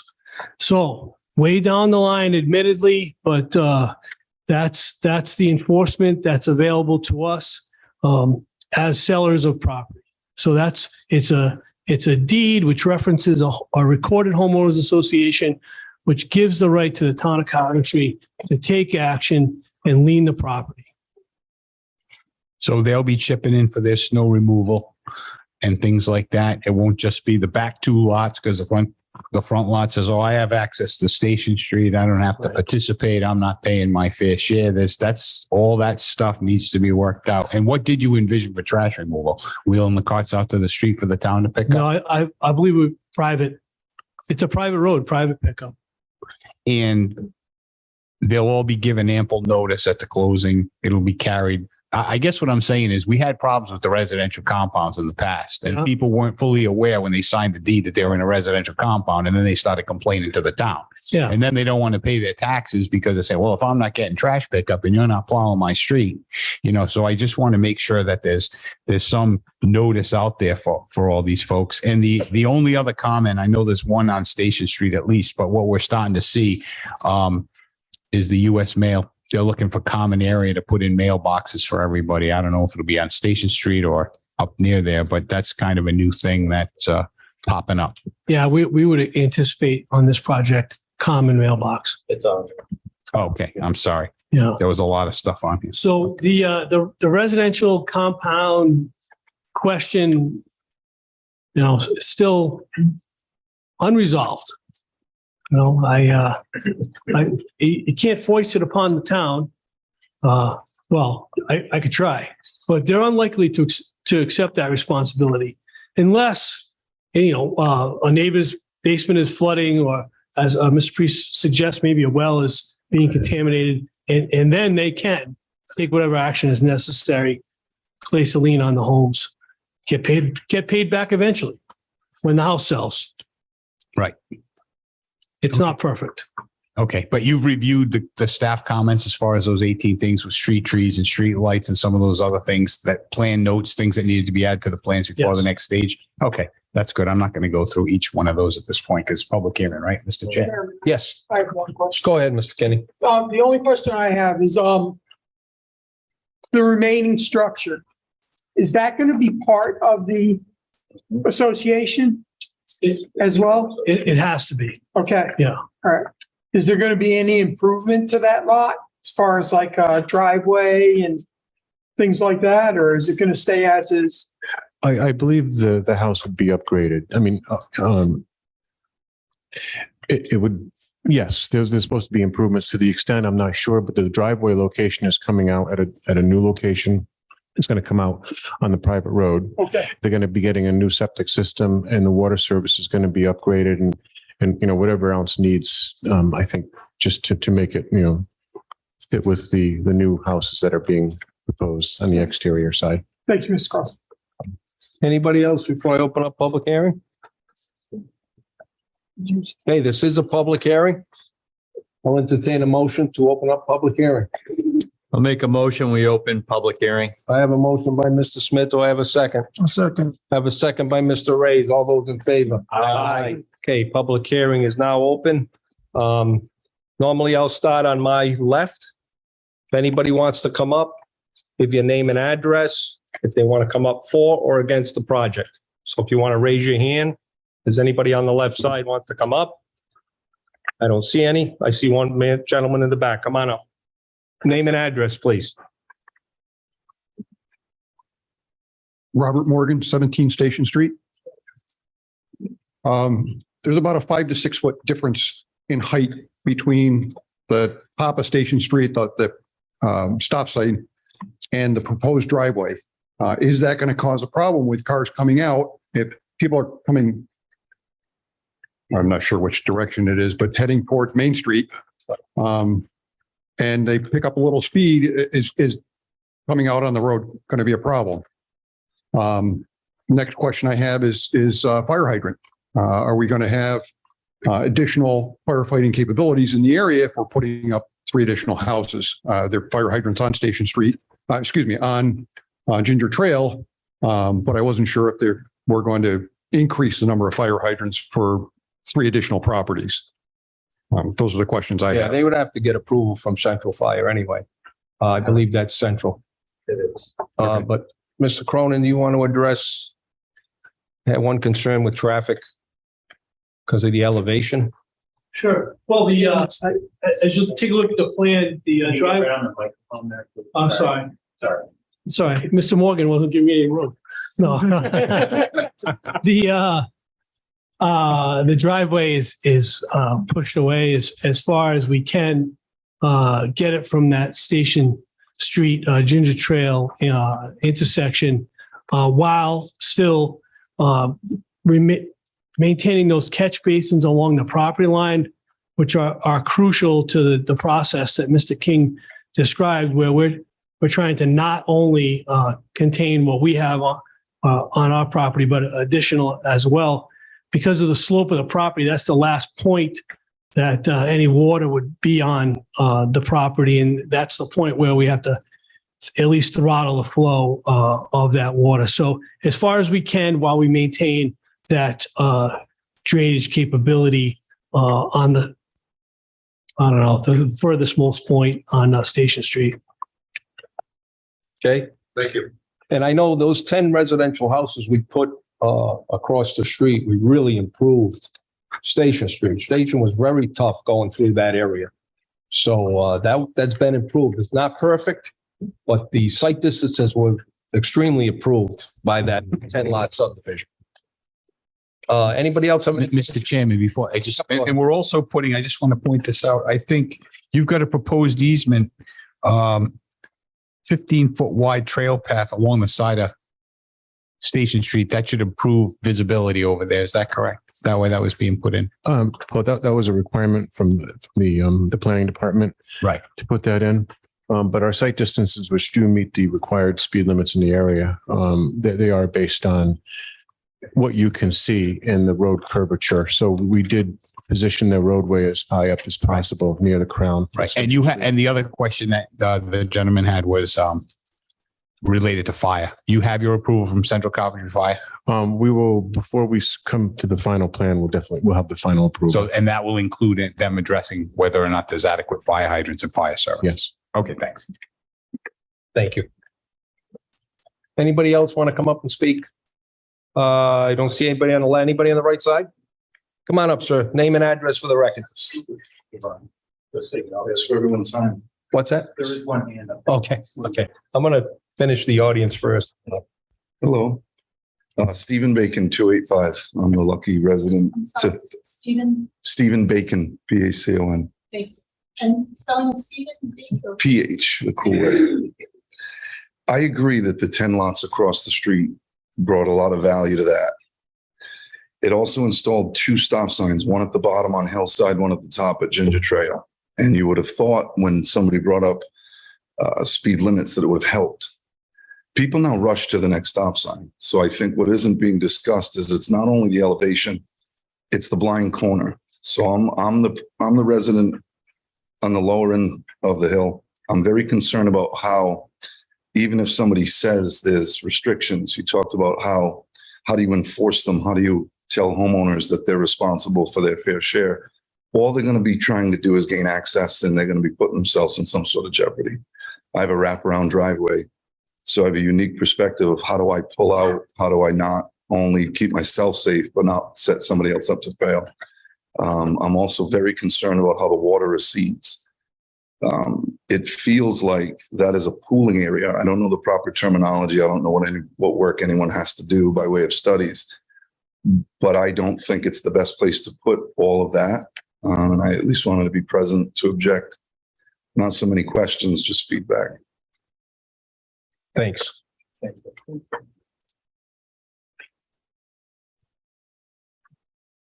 Name and address for the record, please. Jessica Bama, 288 Station Street, BEJMA. I know, sorry. That's okay. Station Street. 288. Thank you. So I am directly, sorry about that. I am directly across the street from the new development. I have a couple of concerns. The current building is rented, correct? That current house is rented? The White House across the street? It is. It is rented. Is that going to be sold as part of the development? It's going to be sold as a single family house. It is. Okay. Yes. All right. Sorry. So that will become part of this homeowners association. This homeowners association seems very, very vague to me and I'm hoping that with future plans, you'll be able to come up with some type of definitive legal binding agreement that this homeowners association is going to be able to take care of the snow removal, have the private trash pickup, because everything's literally coming directly into my house. I'm concerned about the lightage of this private road. My bedroom is going to be at the level of these, if there is any lights. I work a lot of third and first shifts. I work at the hospital. I sleep during the day and I'm in and out at all different hours. I'm really concerned about the lighting. I'm definitely concerned about the water runoff, especially for my neighbor across the street.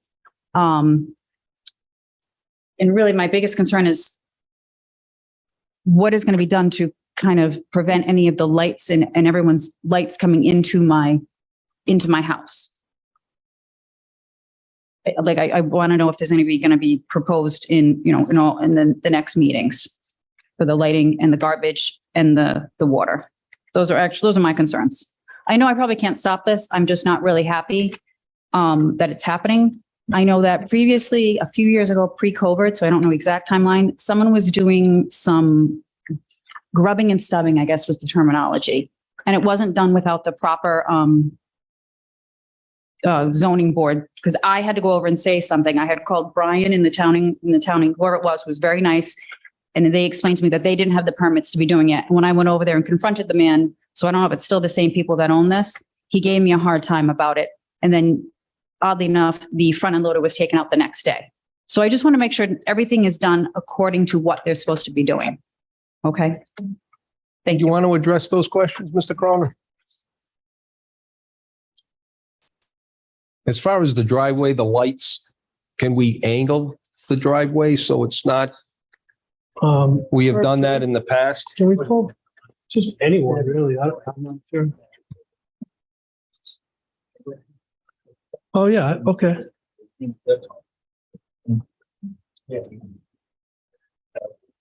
I don't know. It's a, I see, I can't see what she's, I believe that's her home. It's just not labeled, but Is that okay? that's fine. Yeah.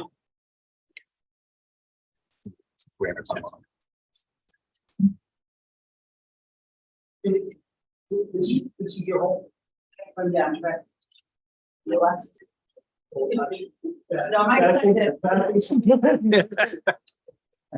Okay. So,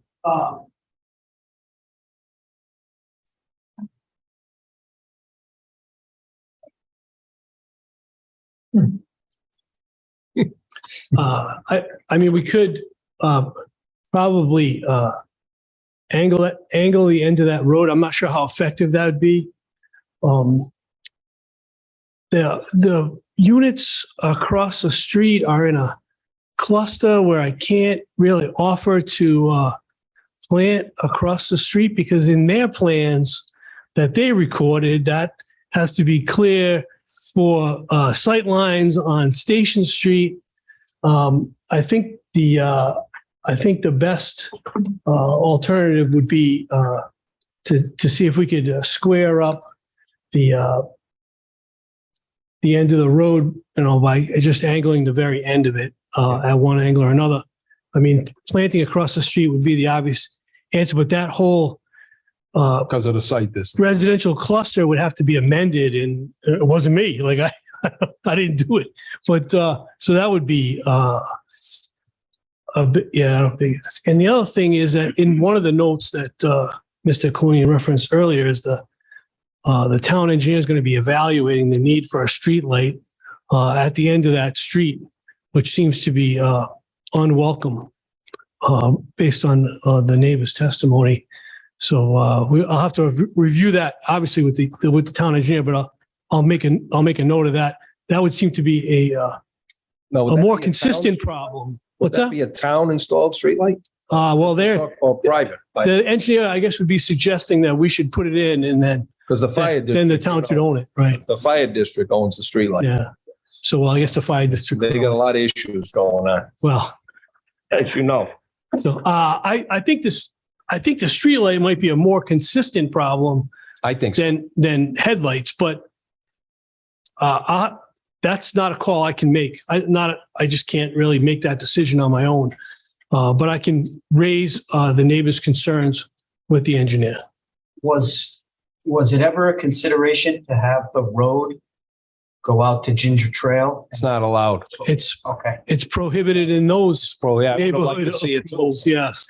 That was, when we did the site walk, House in the road. that when we did the site walk, that was the primary topic of discussion. Those neighborhood approvals would have to be amended. And again, we don't have control over that. So, yeah, that seemed like a good pretty, question. at the time, it seemed like a pretty good idea. Yeah. And the site walk was at this point many years ago. So, but I think in the short term, we can try to angle the terminus of the road, is the best I can offer right now. Okay, thank you. Anybody else on that side? Want to come up? Okay, I have somebody on Zoom.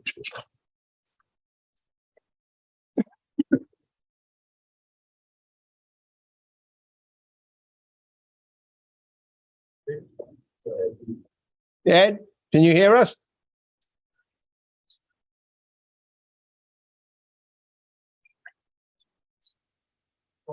Ed, you have a comment on this project?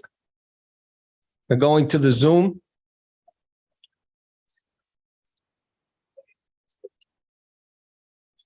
Ed, if you can hear, you may need to unmute yourself.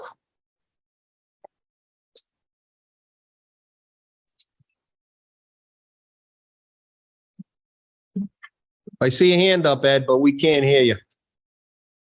I see the hand down now.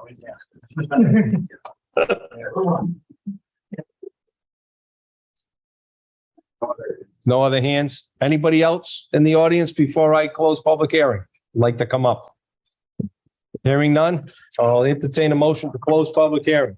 I make a motion that we close I public have a hearing. motion by Mr. Smith. Do I have a second? Second. Second by Mr. Kenny. All those in favor? Aye. Any opposed? Didn't think so. Okay, public hearing is now closed. Does anybody on the board have any questions for Mr. Cronin now that the public hearing has brought up some questions?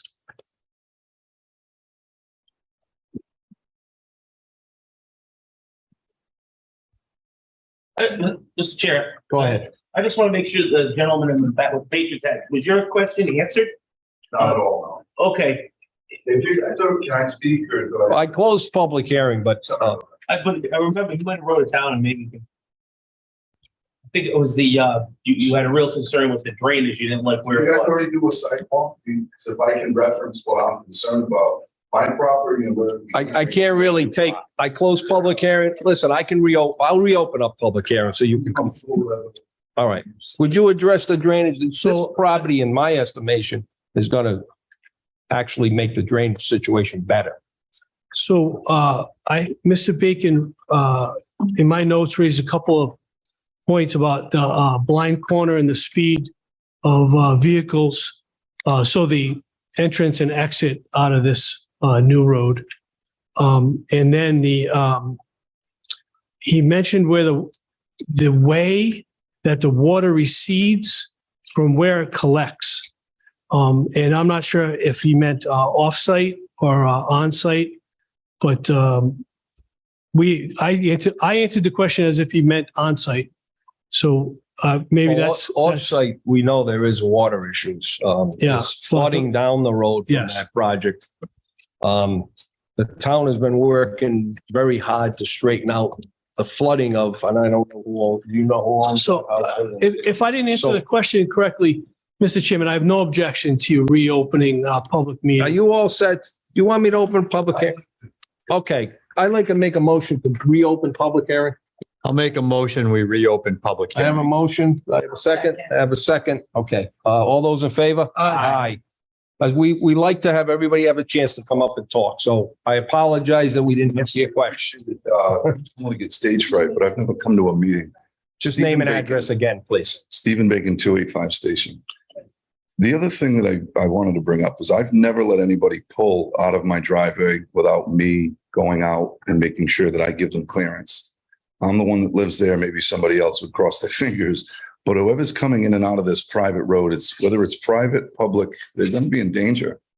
The other thing, if you've seen the site, where they're proposing the road goes drops right off. So even if when they build this, they've crossed their T's, they've dotted their I's, and they're no longer obligated because they met the criteria, I can only imagine after year 2, 3, it drops off steeply. So rather than look at the road and see the undulation, it drops off. So I don't know if what he said would pacify my concerns, because I'm the resident right at the bottom of that hill. It's not even a hill, it's a complete drop off. I appreciate you bringing that. No problem. No problem. And water concern also? That's what I'm saying. Yeah. If you did So where their they're proposing concern this- is the on-site water, right? They really can't do much for and that's my major the concern. off-site water. There were That- things that happened with the construction of the other 10 houses. And we're that well I'm aware sure of, we're well aware of it. I've had somebody come out. It's a gravel driveway. It drives me crazy. I want to get it paved, and they said it's not a good idea, because if everything settles where it does and you have zero water in the basement, even something as small as paving the driveway might create a water issue, especially with the way everything flows. But the neighbors at the bottom of the hill have put lips. They've tried to keep the water. There's times that the big drainage grates get clogged, and the neighbors at the bottom of the hill literally get feet of water in the front yard all the way up to their house. I've been in that water. Mr. Smith has been there. Your district councilwoman was also there. That's why those berms were installed by the town to try to alleviate the water from going from the street into the property and directing it back out into the street, because you shouldn't get street water into your property. I do, which is why I leave it. If there's more the town can do there, then the town will do more. Definitely will make sure of that, because we do know the water issues, and a lot of it was created from those 10 house developments, but we don't want to go into that right now. There are a lot. We People do know. can at least see where they're going. If anyone remembers what it looked like, there was a 10-foot wall, and it looked almost like a NASCAR track, where people not only couldn't see, they just trusted that they were that close to whatever would keep them on the road. Now I think they see that there's a lot more danger. Will there be stop signs? How will they control traffic just from the entry to Station Street? Because the best question would be, can you put the street on Ginger Trail? If they can't do that, what makes even less sense is putting it on Station Street. Well, they can't put it on Ginger Trail because of the agreement with that development. They should have put There is 2 stop signs. There's one at the end of Ginger Trail and there's one at the end of Highwood. Where you would put another one, now people drag race to get to the next one. Well, that's a police issue. So that's the only way the I speed stay can be safe, controlled. knock on wood. I haven't had an issue, but everybody that leaves my driveway, I go with them. And I would be concerned, not only for my own preference, but public safety gaining access to Station Street. And I think the good thing about this cul-de-sac is everybody will be pulling out, not backing out. That's why we put hammerheads on those 10 houses on Station Street, so we wouldn't back into Station Street. Gotcha. So we do as much as we can with the traffic issue. But thank you for the opportunity. Thank you very much. Come on up. I want to answer that. Hi, if I could just say a few things to Sure. hopefully address those things. So as far as the private road, yes, it would definitely have a stop sign. It would be treated as a public road, but it's just because of the porous pavement, we're considering it a private road, but we would definitely have a stop sign. And you're right, all the driveways would be coming out at that one location. So we wouldn't have multiple driveways along Station Street. So in general, that's a safer condition. When we did our site distance check to make sure that it met with the conditions out, the speed limits out there, we did take into consideration the Station Street road crown, because it is definitely a curvy road and it's up and down. So the way we do our site distance is we do it at a certain height, as if you're at the driver's eye, and then you look down the road and it's when you see the car. So even if the road dips, it's when you see a car roughly 3.5 feet. So we did take that into consideration, and our proposed road is pretty close to the Station Street crown. So it really is in the best location for that property. For stormwater, there is a lot of water. There's no question that works its way to this lot and through this lot. So, we're doing what we can to help out that situation, and we're definitely controlling all our stormwater. So, you know, the condition after this is built and up and running, stabilized, it would be a little better. You know, we're not going to solve any issues of existing conditions, except for we're definitely proposing appropriate items, drainage management systems on our site that will take care of our runoff, and it'll help what goes through. So, you know, as far as what happens off site, we're not going to make it worse from this development. I think so. The stop sign, stormwater, and the existing road. I think that addressed the comments. And as far as the light issue, Jessica, we really don't have the ability to modify the alignment of the road, but I really shouldn't do this. But I mean, I can talk to the the applicant and see if there's something that we can do to help you out on your property. I can't promise anything, but you know, that's what we'll do. But as far as the roadway location, you know, that's pretty much, it's really the best spot with respect to the design and Station Street. Thank you. You good? I just wanted to ask Mr. Yeah, go ahead. Another question based on Mr. Bacon's questions. So you mentioned that the stopping distance on Station Street, you used the posted speed. Did you look at the prevailing speed? Do you have that information? We didn't do a speed count or anything like that. No. Out there. Okay, so we don't necessarily have any information on what people are actually traveling on that road. We did not. No, at that location, you know, there is a stop sign just a couple hundred feet from where we're proposing our road. So they hopefully would be decelerating. So what is over that vertical curve? What is the actual stopping distance? It's less than what we have. I know that we have 200 feet and it meets that the speed limit requirement. Okay, Mr. Price? Yep, thank you. Anybody else in the public like to come up before I close it? Anybody on Zoom?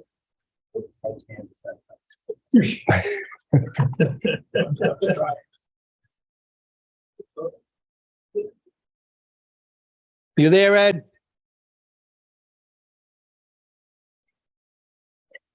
You might want to unmute, or you might be on mute. Or his volume might be down. He might not hear us.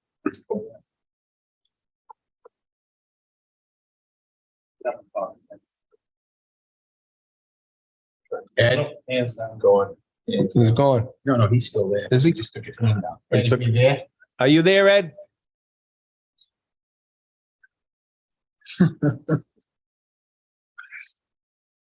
Change his mind. So. Yeah, go Mr. ahead. Chairman, if I may, Ed, if you can hear us and you're having problems, I would suggest maybe submitting your comments to me, giving my office a call, and I can get those comments to the commission as well as the applicant. Okay, thank you. Okay, I'll take another motion to close public hearing. Make a motion, we close public hearing. Motion by Mr. Smith, I have a second. Second. Second by Mrs. Elderkin. All those in favor? Aye. Okay, public hearing is closed once more. Mr. Chairman. Go ahead. May I ask you a short question of the staff? I haven't had a minor subdivision in some time, and I'm not sure if the final is administrative automatically, if I need to ask for that. You can ask for it. I guess I'll ask for it just to be belt and suspenders, right? Okay. I would You're gonna request ask for that final administrative. administratively. Thank you. And this is a minor subdivision, so this is basically a pre-application, so preliminary. Okay, any other questions from the board? Okay, hearing none, I'll entertain a motion. Make a motion that we approve a 4-lot minor subdivision with all of the notes and comments being added in the staff report being added in the comments from the public for corrections that can be made. On 291 Station Street, assesses plat 69, lot 32, zone R20, lot size 3.8 acres. It's going to be for 4 residential dwelling units, 1 existing, 3 proposed, as explained to us. Existing conditions are 3.7 acre partial, 291 Station Street, with a single family house. I'll give the abbreviated, we've gone over it a bunch, with creation of 3 new lots on a privately owned road. Proposed conditions, create a small private cul-de-sac, private access to all 4 homes, serviced by individual on-site wastewater treatment systems. Lot 1 and 4 would have domestic water from Kent County Water. 2 and 3 would have wells, and they explained by the engineer that they meet the requirements to have private water wells. As previously stated, it's in an R20 residential zone. The project meets all dimension requirements set forth by the Town of Coventry zoning. Noted approvals, aside from the Planning Commission, minor land development require the following approvals, which we have spoke about tonight. Kent County Central Coventry Fire District, Kent County Water, RIDEM, discharge permit, and soil erosion control in the, by the town. Waivers from the Planning Commission. The Planning Commission has the authority to consider grant waivers, request applicants should they conform with the following guidelines. Waiver of modifications or regulations, we've reviewed that. Request waivers, we've reviewed that. Considerations of finding for facts. This 4-lot subdivision, including the private cul-de-sac development, should be considered consistent with the Town of Coventry community plan. Significant negative environmental impacts, none. I'm satisfied with the testimony from Mr. King. I'm familiar with that and the water, and I think the developer actually, from what it sounds like, is going to be helping the town reduce the amount of runoff. When Mr. King noted in his testimony that there's a 10-acre watershed from Ginger Trail, and he's familiar with the culvert pipe, and they're going to try to handle some of that water, which will benefit the community and the people on Station Street. So that's good. Zoning standards. The subject property is zoned R20. Proposed density is within the limits established by the zone and conforms with the ordinance received. Any necessary waiver from the Planning Commission, dimensional variance from the zoning board, it's not applicable. Traffic impacts, we've gone over that extensively tonight. Developer has done their due diligence on it. We understand that Station Street is a windy road, but they've complied with it. Staff recommendations, prior to final approval, consultation with administrative officer and the application to determine whether dimensional variance is required. We know it's good. So we just move this on to 4-lot minor subdivision with private street creation. And I'd say that we include the staff report and move it on to administrative for approval. Final administratively, yes. Thank you for that motion. Do I have a second? Second. I have a second by Mr. Kenny. Any discussion? I have one quick question. Did we want to make sure there were deed restrictions put in so that the roadway could not be paved? We did address it, but if you want to add it to your motion, if you want to amend your motion and add the deed restrictions and the maintenance. The road is going to be paved, but it's a permeable surface. So it's not an unpaved road. It's paved, but the type of pavement will allow water to permeate through the surface of the soil. But we were going to make it so that it could not be asphalted later on. Seal coated. Sorry. Okay. I'll thank you. I'll amend my motion to add that the road surface, that's the permeable road surface, has to be maintained in a deed restriction, and it can't be sealed, so it's not a permeable surface in the future. Okay, I have amended first, so I have an amended second. Sure. Okay, I have an amended second. Any other discussion? Hearing none. All those in favor? Aye. Any opposed? Motion carries. Mr. Chairman, just Chris Schuler has his hand up. I know he had it up during the public hearing and went down, but it's gone up shortly. So I don't know if you want to hear it for this or. I already made a motion. Yeah, no, I understand. Public hearing is closed, but I think if he took what you said and he has any issues, Okay. he can get them to you in writing. Okay, unless it's, public comment is coming up. But yeah, I just wanted to make sure you were aware. All right, thank you. Thank you. Thank you.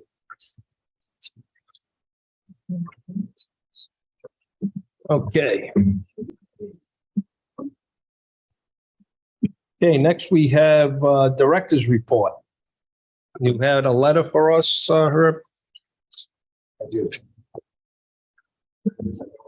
But there is a, I have a copy. We have a copy. Right, so when we received, office, my office, town engineer's office, planning commission, it was an unsolicited letter signed friend of, what was it? The environment. Friend of the environment, right. And it related to the property developed by Mr. Baird, Michael Baird on Tioga Avenue at the intersection of Reservoir Road. And there was, I would basically say that there were concerns expressed with regard to what was approved by Rhode Island DEM pertaining to what actually was built on the particular site. It was addressed specifically to RIDEM, not to the town in terms of the contents of the letter inside. But because it was addressed to you, I wanted to make sure that you were made aware of it as part of the director's report. I at least have asked the town engineer to reach out to DEM to see if there are any issues that are arising with regard to that particular project and with regard to DEM and the letter that went out. Part of the concern I have is that that property does have a new owner now. So it's no longer owned by Michael. Now, we did do a development plan or review, I believe, on that project.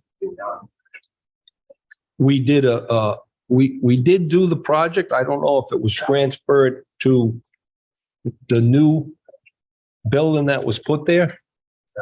I never remember seeing that come to the board. I thought that came in. There's definitely a building permit for it. I thought that came in front of him. So that was done administrative?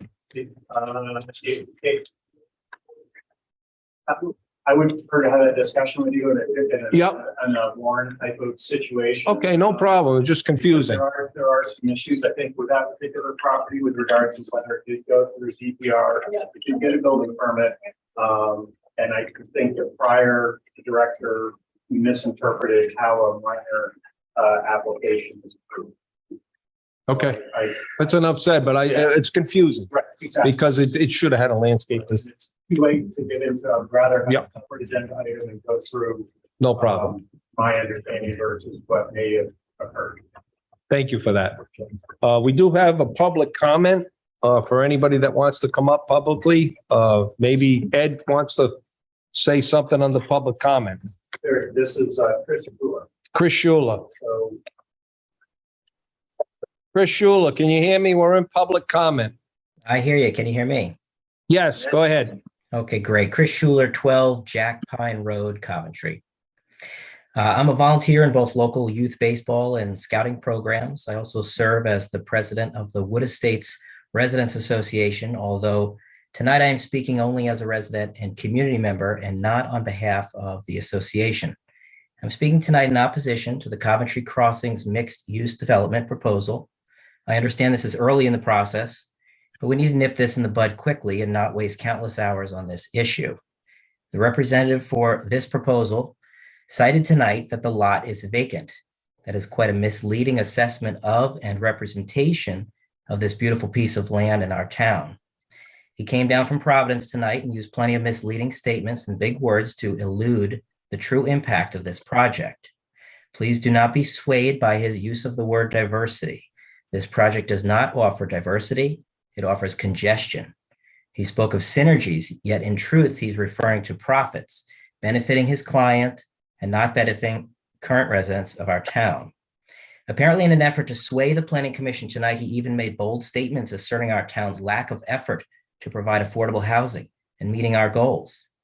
As a reminder, he does not reside in our town. Some 20 years ago, an attempt was made to develop the same property. That proposal went to court with opposition led by Senator Lou Raptakis, and development was halted due to flood zone concerns, drainage concerns, and animal concerns, specifically the herd of deer that currently reside in the field. At that time, the argument was made about the irreparable environmental impact that developing that property would make. 20 years later, those same concerns exist. The current proposal calls for a soccer complex and mixed-use residential development. A soccer complex has no business abutting a residential community. For those familiar with the soccer complex in Quonset, it is rife with traffic. However, it is located in an industrial park and does not impact local residents or residential homes.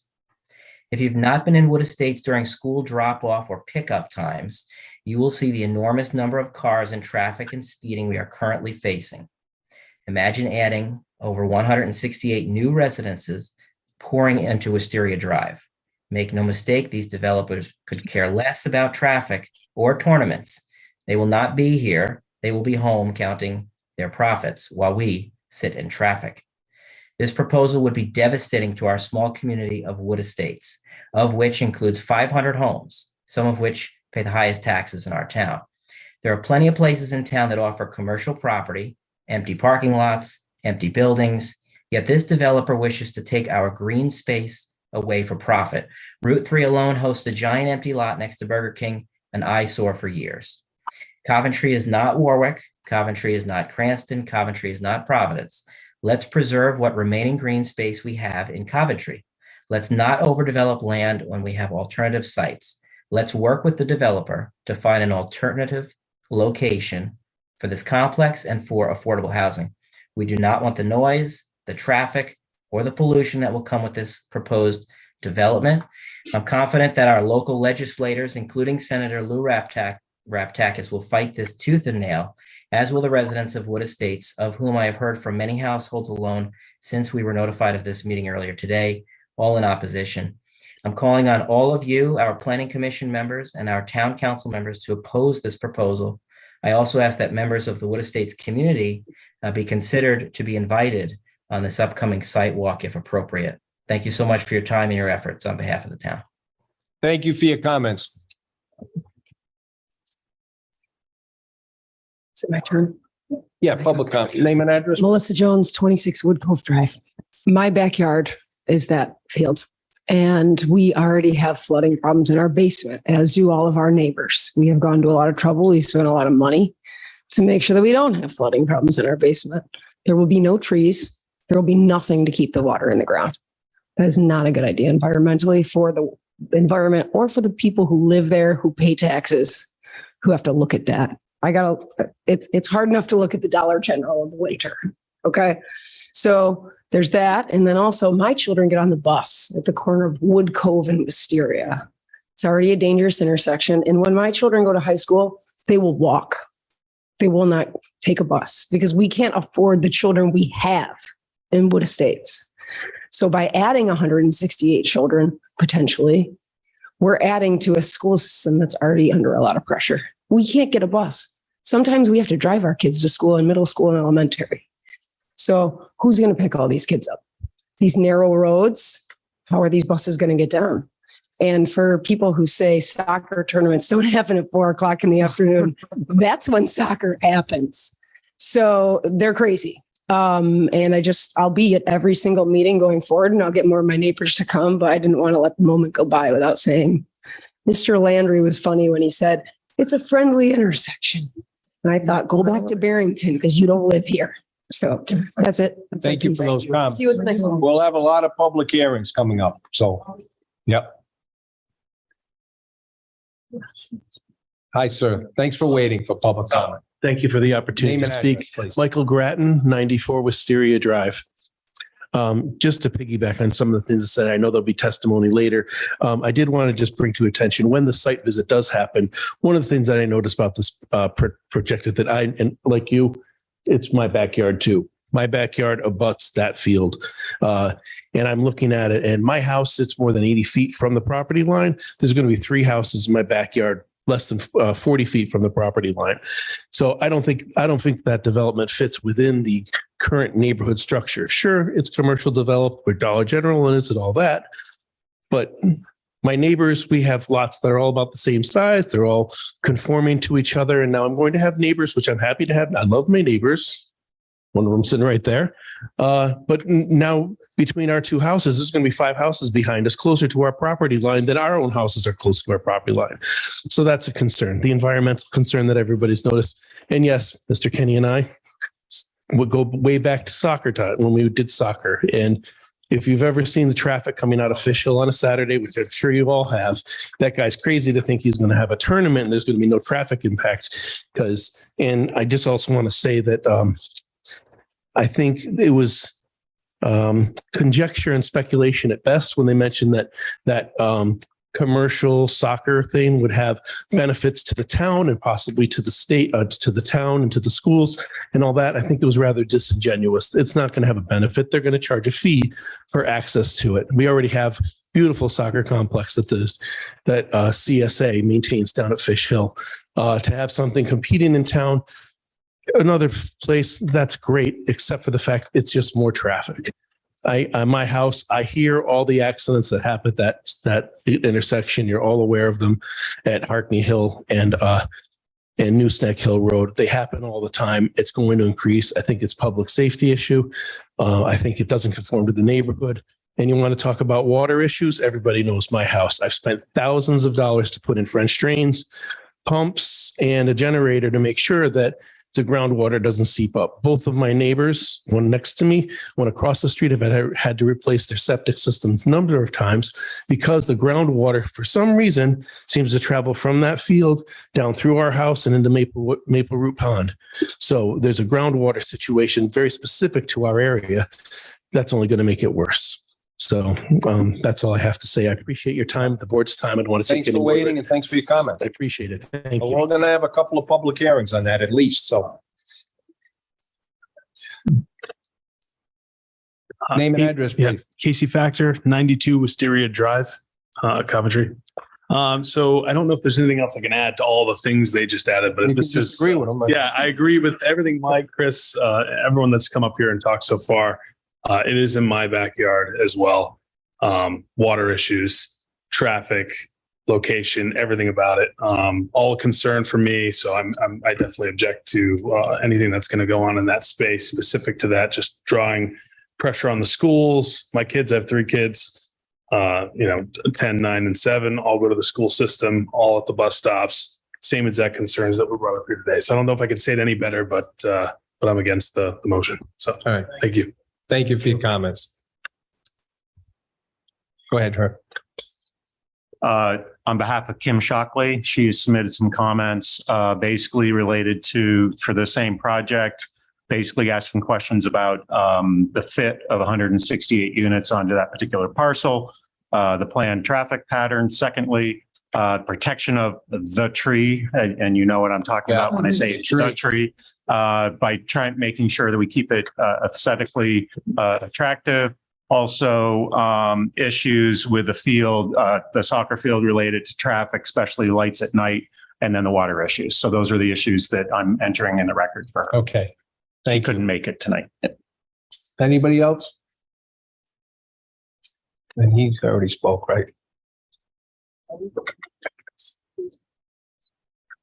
I think that's all public comment. We don't have anybody else on Zoom that I can see. One Zoom. Chris spoke, I thought. This is a Zoom use. So it's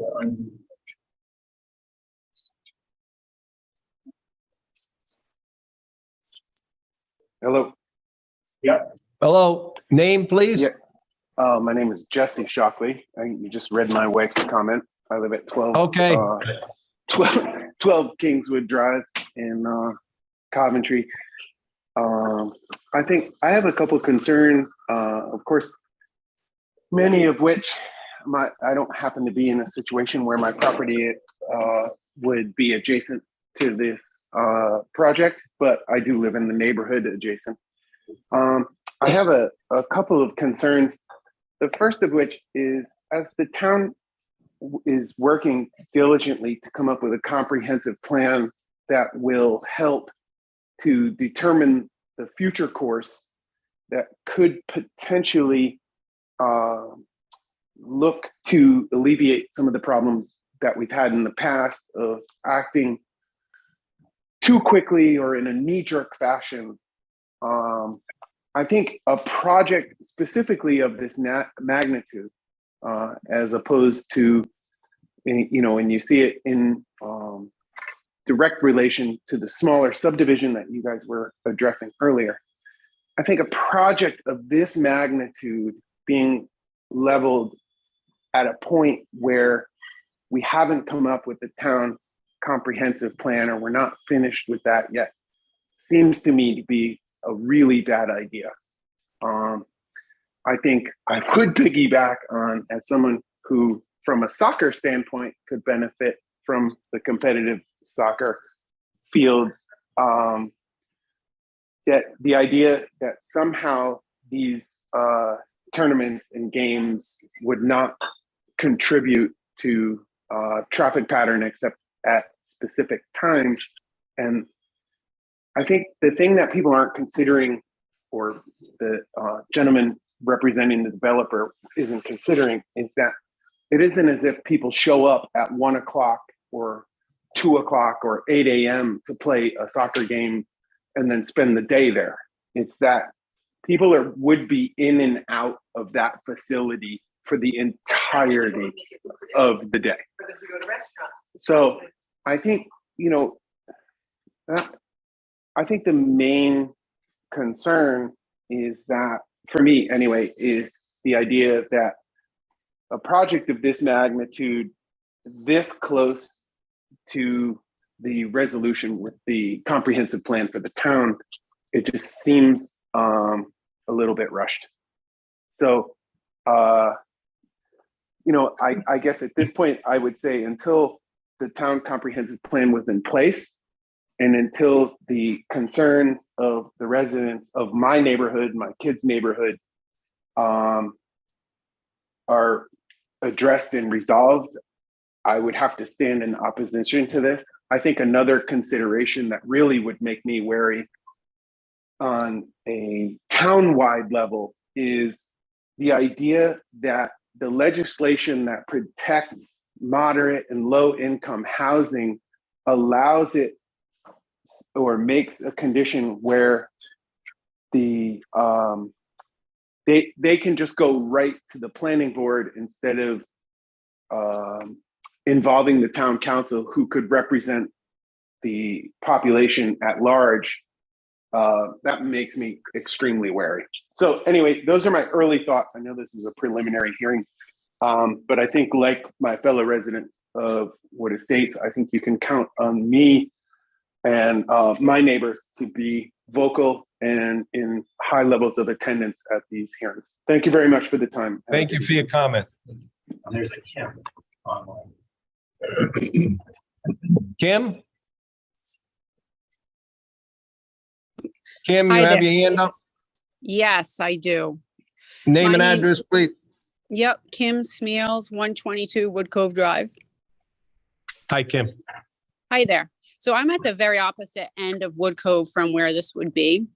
But what my concern is very much the same as everyone else's, is the traffic pattern.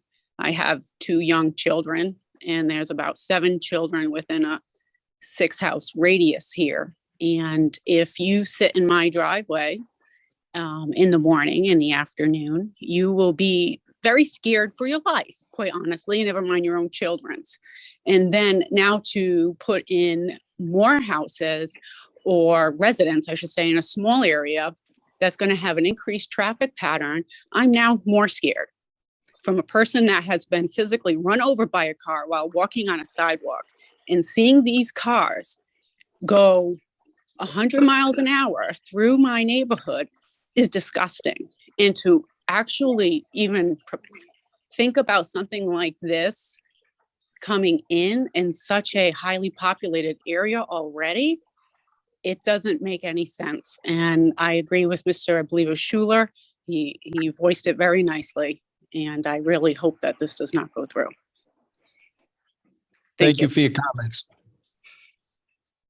Anybody else on Zoom? Hold on. Virginia.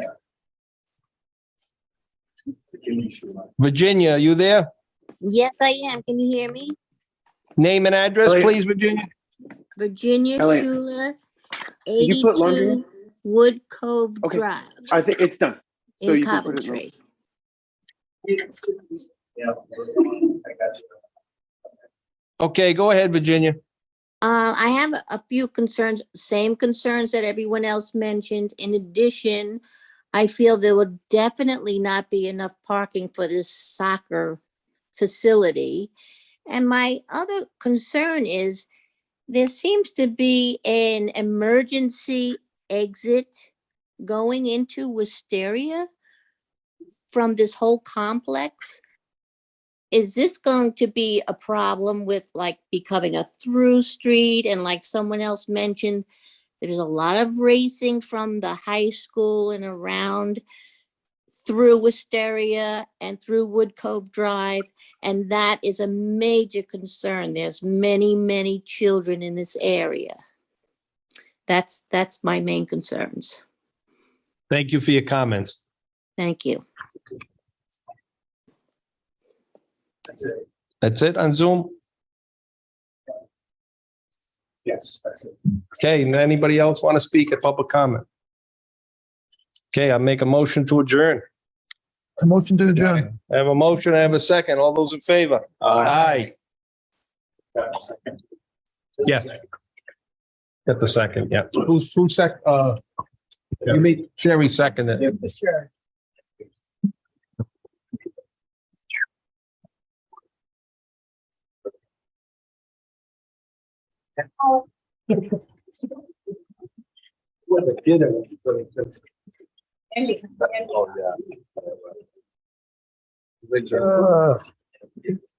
It'll be a fun one.